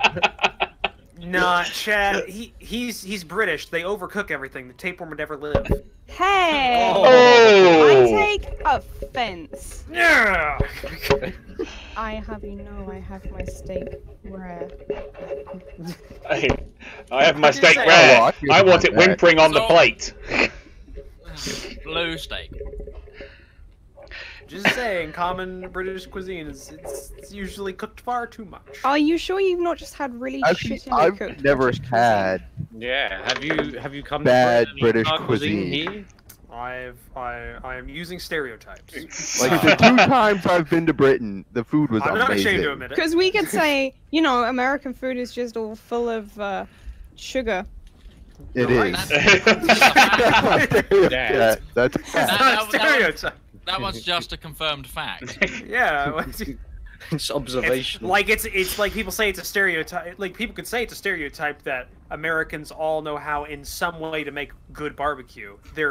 It's a stereotype, but it's kind of true. Most people make barbecue in some way, and it's usually What do you better mean by than make most. barbecue? Do you know? I mean, it's a food, so we produce Like, barbecue. A barbecue is an event in which you eat food. What is It's a barbecue type- as food act source? I'm so of confused. cooking the food It's an in a act of barbecue. cooking barbecue. It's also used as an act of cooking meat in a barbecue. So in the UK, a barbecue is an object. Yes, it is. Yeah. Where we Here it's cook not. That's a grill. That's Yeah. a grill. Yeah. You would say you're having a day of grilling, or you're gonna go out, or a separate event. You don't You're say gonna go you're barbecue. We're having a Go barbecue. to a barbecue. Barbecue. Well, some people would say we're having a barbecue, which would be we're gonna go out and we're gonna barbecue shrimp on the meat. barbie.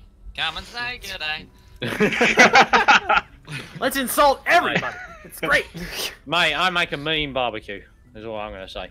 According to my chat, not all American food is full of sugar. It's a Oh, lot. I mean, All of it, just Just most. there's leaves. I'm sure you guys eat some Anyway, leaves. God, I'm gonna go put the ship's captain in manacles.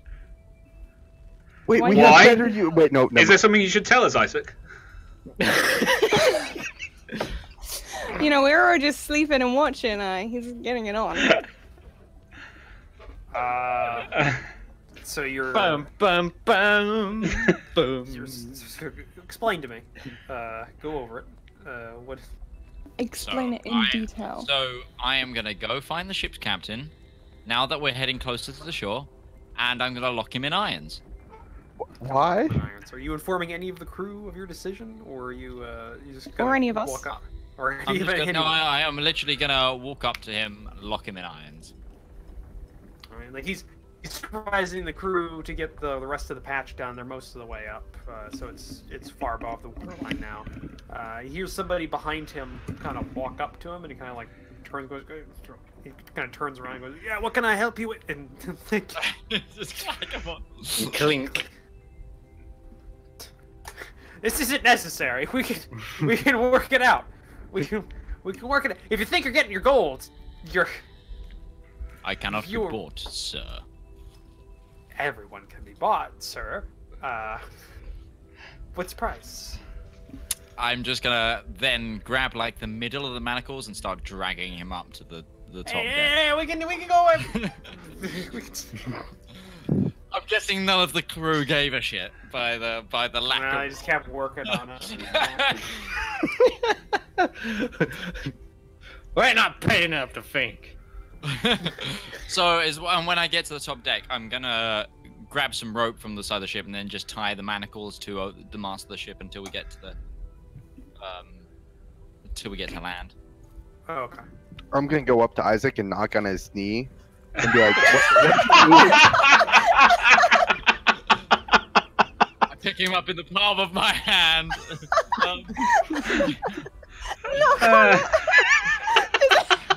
It triggers the response where you knock under the knee and it shakes. Well, I'm standing to the side of it. I'm not like standing in front of it. I'm standing to the side, like. Oh, somebody's testing my reflexes, bang. What's that flying through the air? Oh, it's alright, it's a halfling. Oh, where do I get my payment now? Anyway, we digress. Who want to hire? Isaac, I need you to make a dexterity check for the knot. Not reflexing. No, for your you tied him to the mast of the ship with a rope. So I need you to make a dexterity check. Okay. Because he's a sailor. Oh. Yeah, no Wait, problem what's he there. saving against? Oh, I mean, he's still not. he's Oh wait, he's yeah, still you in shouldn't be manacles. Yeah, you Oh, shouldn't sorry. be saving. It's That the should've same been- modifier. It's the same modifier for me. He's not saving against anything. The guy he's tying up is a sailor, and he has to tie up that rope with a knot. So it was just see how I mean, good a the knot guy, he made. the guy is still in manacles. I'm tying the manacles. It's not gonna stop him from like getting the rope and then like leaving the ship. That's when the captain turns around and says, "Ha! This is now my next trick." It goes all Harry I'm not gonna Houdini sit on to. us. And once I've tied him up, I'm gonna sit like across from him, so like on the steps of the upper bit where the reel is. I'm gonna step and just not look at him, kind of look straight forward, but obviously I can see him. Okay. If that makes sense. So he's like there to me. So he's in my eyesight, but I'm not directly giving him my attention. Okay. I have so many questions. The halfling's Alright. still protesting the blindness. Why is he tied up? The man's ignorance got people killed. Well, yeah. But what if there'd been a freak storm and people had died? Would you put him in chains then? That would be an act of God rather than an act of man. Gods. Plural. Would My argue faith that is in but fate. one For God. real. It's all up to fate, right? I mean, He took us Believe through. what you want, little man. He took us through a dangerous area to save money. He put the money above the lives of his own crew and his passengers.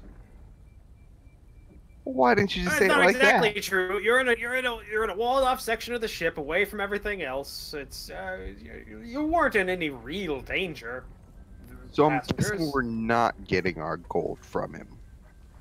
Not unless these shackles come off. No. Can I borrow those from you later, Isaac?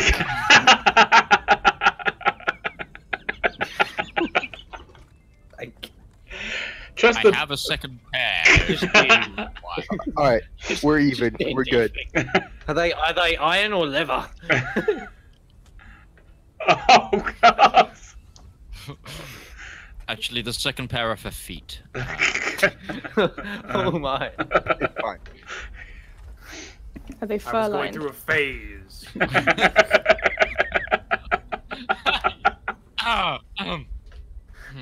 Anyway, There's nothing you can make that we cannot destroy with innuendo, Midge. yeah. All right, Isaac. I can get behind you. Your No, you noble can't. crusade. Okay, that's better. Oh. All Just right. as long as we get our refund. The captain should be grateful. He's only in chains. If it was up to me, he'd be dead. Well, that's a bit harsh. We still see we could just throw him overboard. See, I'm with the dwarf. Saucy? Stingy's gonna run a finger down his face. They don't taste saucy. What do you mean?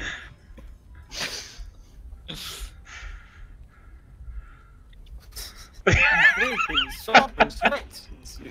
You'll say he was saucy. He don't taste saucy. What do you mean?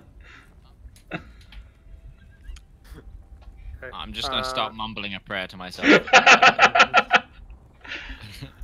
Does someone know how to guide this into the harbor? I mean, the rest of the crew is still doing that. Yeah. He wasn't at the helm. Right, but I mean, there's probably things that has to be done by the captain when we're going into the harbor. The first Right? mate is normally just like the first officer. He can do everything the captain can do. It's just he's in charge of the crew. Right. So where's the first officer? First, whatever. Mate. Yeah. First mate. Yeah, that's the word.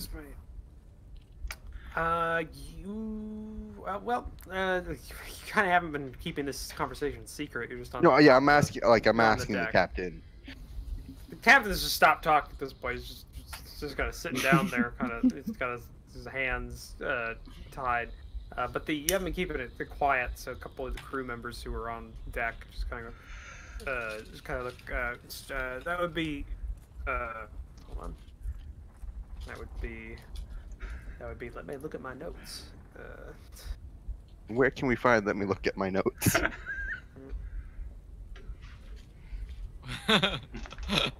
That'd be Gree. That'd be Gree. He's down. He's down with the work party. Inform him that he's in charge of the ship. All right. Walks downstairs. This crew member's just thinking like, it seems like you're in charge. This is skirting the edge of piracy so closely. I was just about to ask that. Technically, it's not because you're just giving command of the ship to the crew members of the ship. Which, like, So it's like a forced mutiny. it's a mutiny. It's a mutiny. Yeah, it's a It's mutiny. more of a plutocratic coup. It's a third-party mutiny. It's like- We're mutinizing for the crew. yeah. One of my chatters said it would be better if the captain was thrown overboard, but make sure his head's above the water on the way back to port. What? Just make him float like a, Yeah. You know, boy, trailing behind the ship. just drag him behind on a small raft. Yeah, that works. All right. So. So, you go you go through the through this.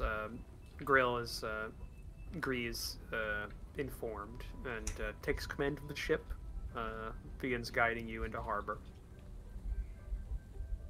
Does not seem to ask questions, or if he does want to ask questions, he doesn't seem to want to ask them of the group that essentially took command of the ship for about an hour and didn't and gave him command now. So he's kind of just he's all right with this.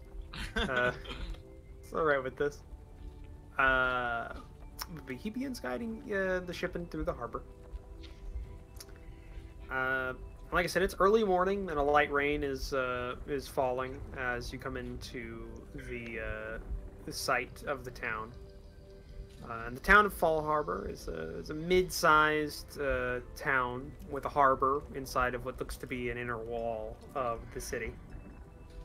And it's what many would call a fairly normal dwarven coastal settlement with a large harbor filled with trade ships and the like of various different types. The harsh lines of dwarven architecture very apparent in all of its constructions. Thank you for the follow power. Just repping my dudes. Oh yeah.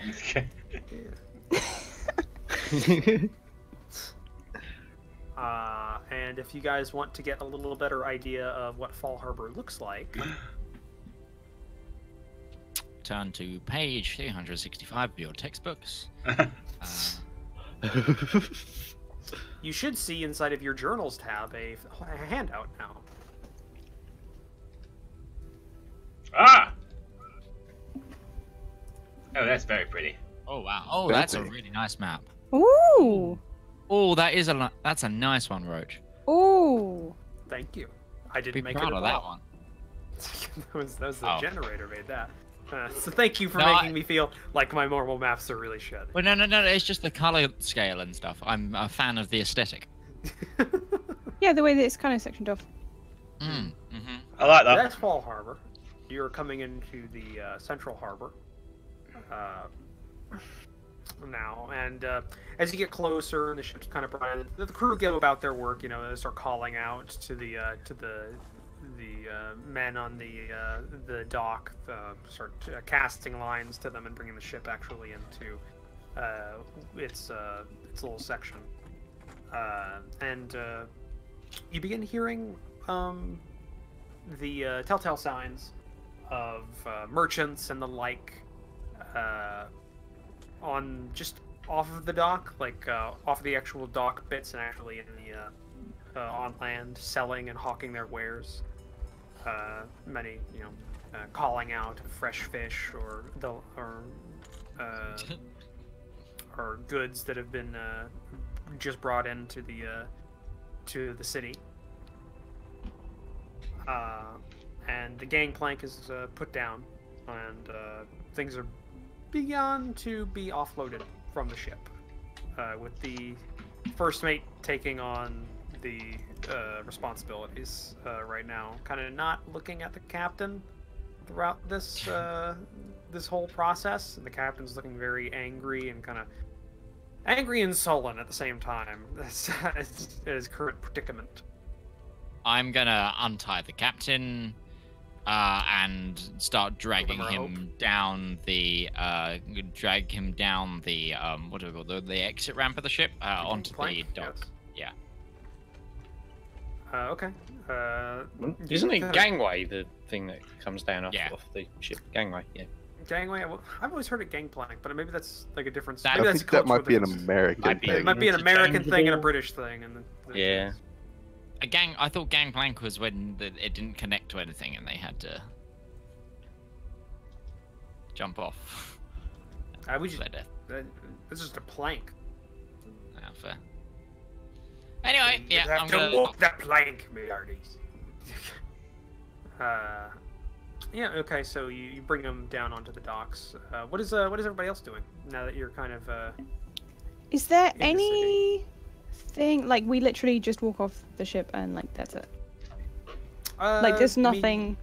You didn't stopping bring us. anything. like with you. I mean, like Rivallon and Ustenia will have to wait for their animals to be Horses, offloaded. yeah. Which have to wait until a good portion of the cargo hold is open for them to open up the stalls, so they can get a ramp up to the top of the deck. So that would take a little while. But unless you had like external cargo or things that were necessary, wow, you got really white, Mitch, with that light. Whiter than normal. Probably still not as white as me. But I'll change my lighting a little bit. Yeah, but unless you had any of that, then no, you wouldn't. It would. You wouldn't have to do anything extra. Just walk out. Just walk off with what you have on you. So I feel like we should follow Isaac. Because I'm really intrigued by what he's gonna say when he turns this guy in. That's We a good took point. over his ship. Exactly. How's he gonna get out of that? I'm not gonna walk with him. I'm gonna kind of like fall into the crowd, but follow him. All right. Ustania, Gil, the first mate, kind of walks up to you. You and Rivallon, you're kind of near each other. He says, "We'll be able to unload your animals in about maybe an hour. If you want to go into the town and get in a room at an inn or shop around or whatever while you're waiting, we can have the animals set up at the ties at the end of the dock over there." And he kind of points to like an empty, like where like kind of where you tie up horses. There's like a little rail at the end of the dockyard. If you'd like, or we could wait here. That's fine. It's up to you. I'll wait. Right? Yeah, that's fine. Nobody's gonna stop you. You, large man. Large man. I'm gonna wait for my animal. I need my animal. That's right. That's good. Just kind of step Oh, off. wait, yeah. Yes. Just step up to the side, and we'll get him off as soon as we can. All right. So, what are you doing, R1? You're just following Isaac. I'm gonna follow Isaac. All right. Isaac, what are you doing then? I'm gonna drag this dwarf until I see someone who looks like a guard or like a harbor master. All right. There's Either there's shit. Holy. Fuck. Spider. The harbor crawl master's just trying to stumble on the floor. It just crawled across my hand. That was No, I don't want to hear that. No. I'm not even that bad with spiders. I don't give a shit about spiders, but that just freaked me out because I didn't. Is it like a house spider? Yeah, it was like the size of my. I thumbnail. don't know why I asked that. You have very different spiders in America. Yeah, it's about Once the- it means nothing to me. Yeah, it's about the size of my thumbnail. So it's So it's 1280 by 720 pixel.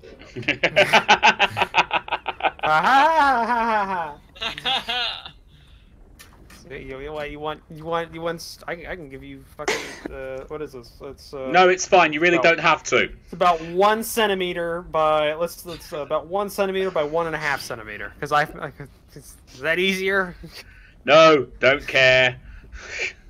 Don't want to know. Damn you Europeans and your sensible measuring systems. All right, you see a. See, I don't want to put my hand there anymore. 'Cause I don't know where it went. You see a guard not too far away from the dock that seems well patrolled around here. So you see a man dressed in a like kind of cheapest chainmail, metal helmet, and a light blue and white tabard. It's a dwarf. Not man, a dwarf. Well, I mean, he's a man, but dwarf species. Male dwarf. Male dwarf, yes. Who's just kind of standing there looking around, just kind of on watch. Does he Right, notice fine, the Blue. 6'6" blind Eventually, man yeah, he does. crawling He turns, towards him with a dwarf in kinda chain? turns And the little around. halfling running between, like right next to him, actually running to keep up. Yeah, because the difference in leg sizes will make you have to exert far more to keep up. Yeah, no, he sees you after a while, and he kind of. After a while? He's keeping watch on the whole thing, and kind of turns over, and then he sees you coming towards him. And he kind of waits there until you get close, not coming towards you. Can I help you? Excuse me, officer. I have a detained criminal here, and I would like to have him arrested. Okay. What did he do? This is the. I didn't do ship's- nothing. I didn't do nothing. They took over my ship. They took over my ship. If you allow me to speak. Should This have is the brought ship- Ustinia and showed this him is- the this- this- bite. This is the ship's captain of the ship I traveled here on. He decided Wait, to. so invade- he's a captain of a ship? I relieved him of his post. Do you, I, I will explain.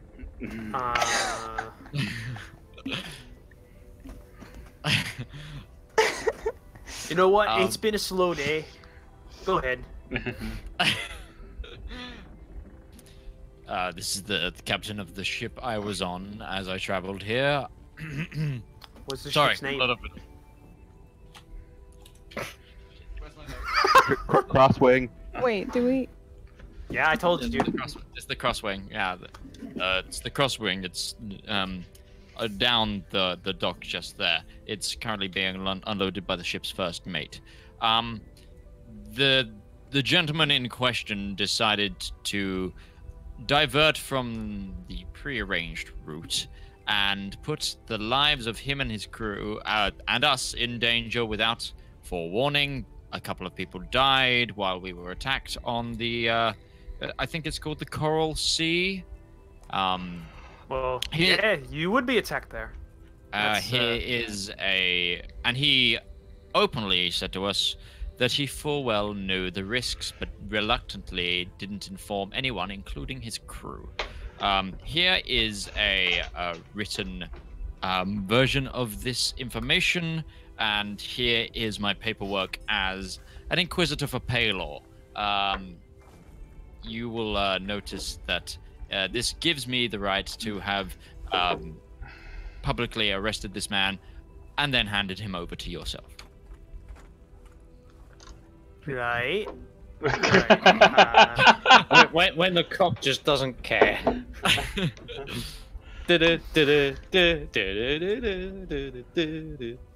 If you would like, I could take him to your local precinct or wherever you hold prisoners. Myself, if you would just point the way.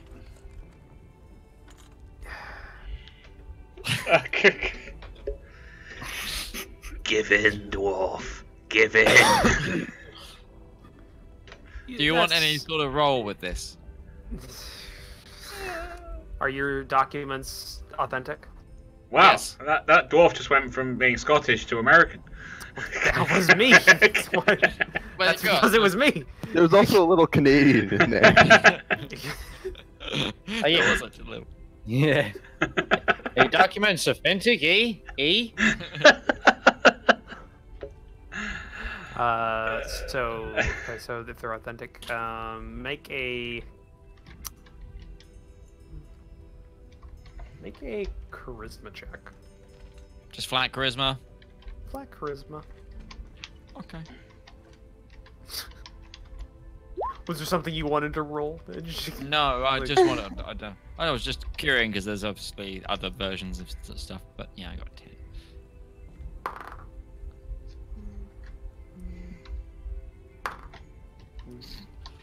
I also feel really bad that for all the people around me, I'm having to wrench like my neck all the way down.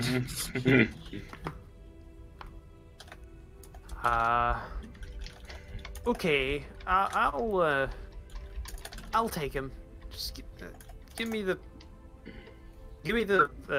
paper and him. If you don't mind, I need my manacles back. I unlock the manacles that are on the guy while still holding on to him. Right. Okay. Question. He takes his own manacles from his. Yep. Go ahead. Sorry. Chat is very interested in knowing. Does this connect to any other games, or is this just a fresh slate? This campaign.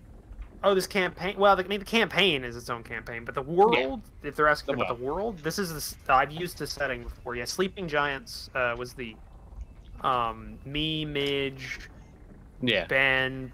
Are we connected? Crimson. Is the question.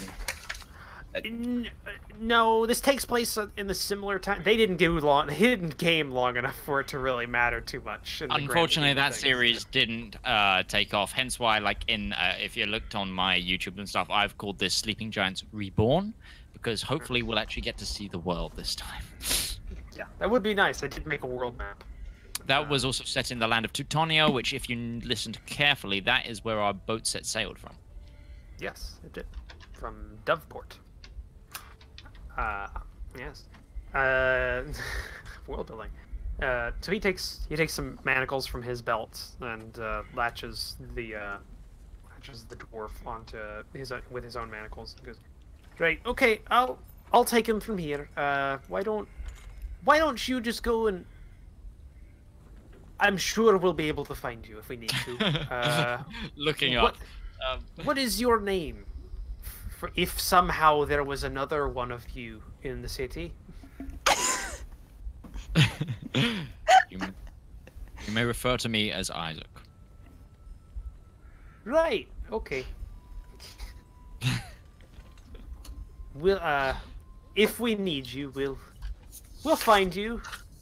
I'm sure. Somewhat confused, dwarvish guard begins walking away, holding on to the captain. I thank the dwarf in dwarvish. He replies back in kind, a little less annoyed. You know the culture. Some of the culture, anyway. You know, less about not. It would be funny if it was a really arresting bad people. dwarvish. It was really bad dwarvish. Just like you mispronounced it. Just accidentally. I got my my like 3 brains wired. Right, it's half in common, half in dwarvish, half in celestial. Like, You mean third? no. Math. What's that? You just say thank you. It's like in a really bad thing. That would be really funny. So what do you do after that? After you hand over with Arwan next to you, Thoroughly confused. Slightly impressed. I look to the halfling and just go, I think that went rather well, and I'm going to turn back and walk back towards the ship. Because I've still got stuff in my cabin that I want to retrieve. I'm going to yell after him. It did, and then run to catch up. And then start asking him what an Inquisitor of Paylor does. Or what it means, like, entails.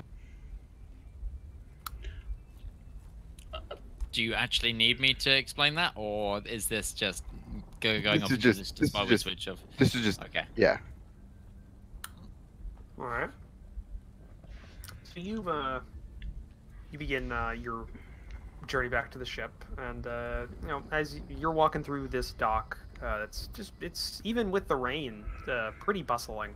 People are going back and forth between ships and what seem to be storehouses. Merchants are selling their wares in front of carts as you walk by. There are people of many races all around. It seems to be a big mixing pot of cultures on this seafront that is here. But you make your way back to the ship. It's a good part of the way from being unloaded, where a lot of crates are being kind of stacked up on the dock. You see a couple of crew members bringing things from the dock to what seems to be a storehouse with a big sign in common, in Dwarvish on the top and common and smaller print on the bottom, that reads, hold on, reads, I have this written down, I do, somewhere. Before we get to the ship, I'm gonna ask Isaac if I shouldn't tell everyone else that he's an Inquisitor of Paylor. If that's kind of like the hush-hush thing. It's completely fine. I mean, I'm wearing the symbol of Paylor on the front of my robes. Oh, okay. Yeah, they seem to be taking their goods to a warehouse or a storehouse that has the name Silver Sands Trading Company on the top of it. But you make it back to the ship, and yeah, it's just being unloaded right now, and you see Ustenia and Rivallon there. Brunhelm, what are you doing throughout all this? After seeing the exchange with the dwarf and the and Isaac, I'm pretty content with that, so I head off towards the shopping district. Shopping district. So you the one next to the dockyard, or you? Perhaps. I'm gonna whisper. Already splitting the party. Yeah, make my job harder. God forbid you people do what I want. Yeah, that'd be a standalone shopping district somewhere deeper in the city. Okay, I would know where it is though. I have been here before. Okay. Then yeah, you can go ahead and do that. It'll take you a bit to do it though. Yeah. All right. But the rest of you were on the ship now, gathering your things, getting things together. The horses are led up onto the deck and onto the dock itself, so they're off the ship now. Stretch. They give themselves a nice little stretch, and they seem to be no worse for wear. Somewhat happy to be out of the darkness of the hold. But all of you all of you are now free to do what you wish. You no longer are tied to the ship. All of your goods are on you, and your animals are with you, and all your possessions are with you. I would like to make sure that the now captain of the ship make sure that the crew members that died receive a proper burial, and that I urge him to use the captain's funds to do so. I can do that. Yeah, that's. They deserve what they deserve to have a proper burial, and for some of that money to go back to their families. Agreed. And then I am going to begin wandering the city. All right.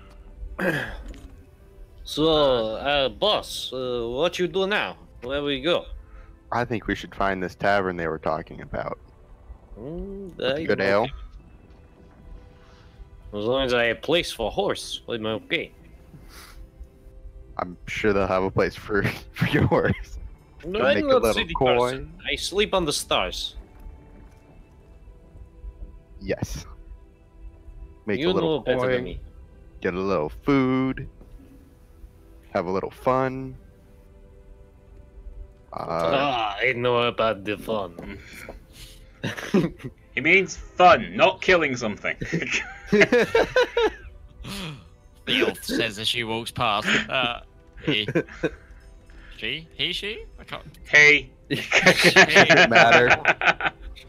I'm not sure with elves. They all look the same. You were thinking of the other elf. Yeah. The one that's the other pet, the NPC. I am gonna ask Rivallon if he yeah, wants that's to come with us. If Yeah, he would like to join us. I'll come with you for now. But only for now. I'm going to okay. try and find a temple. A temple. There's a. It's not too far from the waterfront. There's a large. You can see it on the map. There's a fairly large building close to the waterfront that is the temple of the town. Next to the city square. It seems to be dedicated to. Wait a second, so I can get the. Oh, it's actually dedicated to one. It's not an anthem. What's it called? Free designation one. Not like prison. Non-denominational. Yeah, non-denominational. Where they just stick on the next Velcro sign. Now, hold on, I'm bringing up my. I didn't think you guys would get to the town. Now serving. I didn't print out my quick reference sheet for Fall Harbor, so I'm bringing it up. Oh, I'm sorry. Are we moving too fast for you? No, to be fair, like normally it takes our groups like good 2 sessions to get through 1 page of notes. So it's To get through one fight. Oh yeah, that too. I think we've been doing pretty good. I mean, including distractions and joking around. Like we've made pretty good Well, that's what people progress. come for, right? Yeah. Actually, no, it isn't dedicated to anything. It's an open temple. Good. So yeah, it is open for anybody. It seems to be well kept and not well kept in good order, good shape. Like it's fresh paints on it, all that kind of stuff. What do you want to do while you're there? Just pray at an altar, or? I want to pray, and I want to. A lot of people here are going to get some out of context, not out of context, out of character information. So whatever you hear now, your characters do not know. I would quite like to try and contact You could just my. PM me. Well, no, because you're probably going to have to talk as this person, so that won't work. Maybe. Yeah, I'd quite like to try and contact my angelic contact for guidance.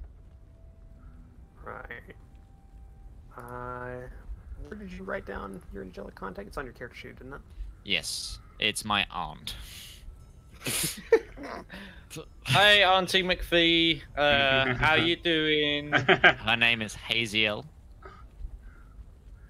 But you know, I'd quite like to contact her. Yeah, I'm just trying to find it on your sheet. Did you say Hazel? Haziel.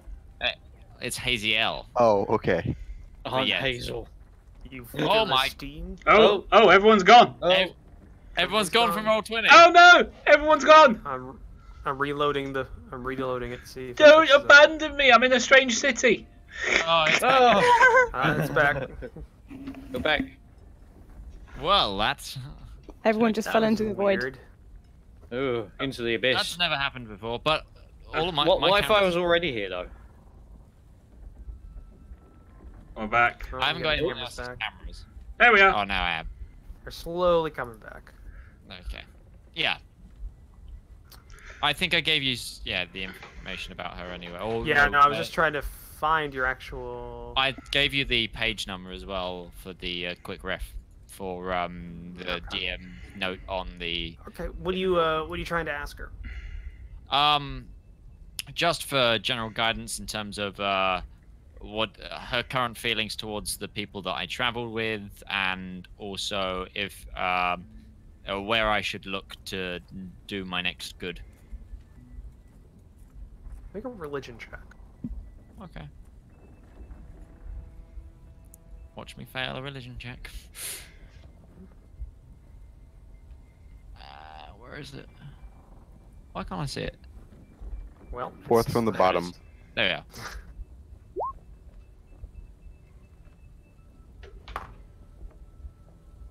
Okay. Unlike many other times in which you've communed with your what is it called again? It's an angelic contact, or Basically, yeah. angelic contact. it's not as clear as normal. But then again, every time that you've contacted her before has been in the presence of a temple of Palor, or somewhere of religious significance for Palor themselves, which is very strongly connected. So instead of getting direct contact, maybe even speech, like you normally do, you get more get feelings and towards this. And you get the feeling that your aunt approves of your traveling companions, but warns of caution. I say a quick thank you to her and to Palor, and then I leave the temple. Right. You are. There's a temple guardian at the door who has a small collection plate. Holds it out when you leave. I drop a gold in. Thank you, sir. Thank you. Thank you very much. And kind of puts it away as you leave. So. I walk out using my my quarterstaff as like a walking stick. All right. Like a walking stick, like a blind man walking stick, or an actual like walking stick?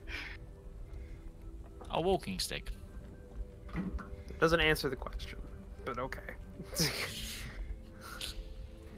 I don't think he's blind, guys. I'm not sure. Just got this sneaking suspicion. All right. Looking at the time, do we want to end it here before we get into the next section? Because yeah, it'd the be next good section for might take a me. bit of time, and Yeah. Sintutari is probably dead tired. Yeah, I've got to be up at like 5:30. So. Ooh, dear okay. goodness. Ooh. Are you sure Well- this time works for you, man? Because I can hold it out. I mean, like if like 10:30 would be more ideal for me, but if it goes a bit late, it can go a bit late. I've dealt with like lack of sleep. I mean, we can cut them to 3.5 hour sessions instead. Yeah. And take the break at like 1:45. yeah, we could do that. Well, I mean, earlier, we've done that. if we have That was our longer. normal time, anyways. Normally, Yeah. whenever we did ours, because we always started late, or I mean, because we But went yeah, for a that's long only, time. only accidentally. Yeah, but I mean, normally we got about an hour and we got about 3.5 hours of content out of our Yeah. streams, anyways. So we could do that if that would work for everybody. I think Works for me. Yeah, I don't want to like put it on you guys. I mean, I'm happy to like either have to drop out early if I feel I'm dropping off. Or... It'd be far better for us all to end than one of us to end, Yeah. because Yeah. it doesn't work for story progression or battle progression. So, Yeah. We need that axe. well, yeah, you're our front line. You're not allowed to do that. Yeah. How are we going to knock on anyone's door? Every time we come to an inn, we're just going to stand there waiting. We can have Arwen Well, just knocking on the door going. One of us. I'm so used to having my door knocker with me. Where is he? Door knocker for hire. You stand your services, Esquire. Yeah, we get to the inn door and it's like, where's my door knocker? We left him 2 miles back. He just stopped and said, I'm done. I'm tired. I'm tired. I've got to I'm bed. tired. They go sleep under stars now. Well, anyway, I hope you've all enjoyed this first session of Sleeping Giants Reborn. As always, thank you to Roach, who is our lovely DM for the session and the campaign. He has to put in the extra hours that we don't have to make this story work. Also, thank you for everyone that's joined me. We've had Crimson Hussar, we've had Utari Onzo, we've had Rival Zone Gaming, and we've had Parachameleon, and I've been Midgeman. Thank you so much for watching. We'll be back next week, same time, 7 BST. I would convert that into other time zones, but my brain isn't working too well What, right 2 now. EST? 2 Eastern Standard Time, 1 Central Standard Central, Time. and then therefore 11 a.m. West Pacific? Pacific time, I'm fairly certain. That or 11 or 12. or midday or noon. We are going to be playing weekly, so tune in then. Bye bye, guys. Bye bye. Bye. Right. It's one done. Yeah, thank you very much, guys, on my stream as well. Please do check out the other streamers and YouTubers. This has been really fun. So if you want to check my Discord for the schedule, we'll be having the next stream probably this weekend with the Community Stellaris game with my Esrin peeps. And I'll catch you guys at the next stream. Two If down. you guys want to link your stuff in my chat, then you're more than welcome, guys. I don't have it open right now. Neither do I, buddy. Oh, right. shit. That's Give me alright. I 2 mean, if you want to. Utari Onzo. Is that gonna open it? Nope. No. Okay. Don't worry. I have my stuff here. Let me. That's right. I don't have anything. I'll get you next week, Utari. Okay. Yeah. No worries, guys. I appreciate it, though, but There we go. Yeah. No worries. Alright. Anyways, guys, I'm gonna shoot off. I'm pretty feeling dead on my feet. See ya. I'll catch you guys Good later. night. take it easy, buddy. You too. Yeah. Actually, this works out because I need to go study for my Russian test.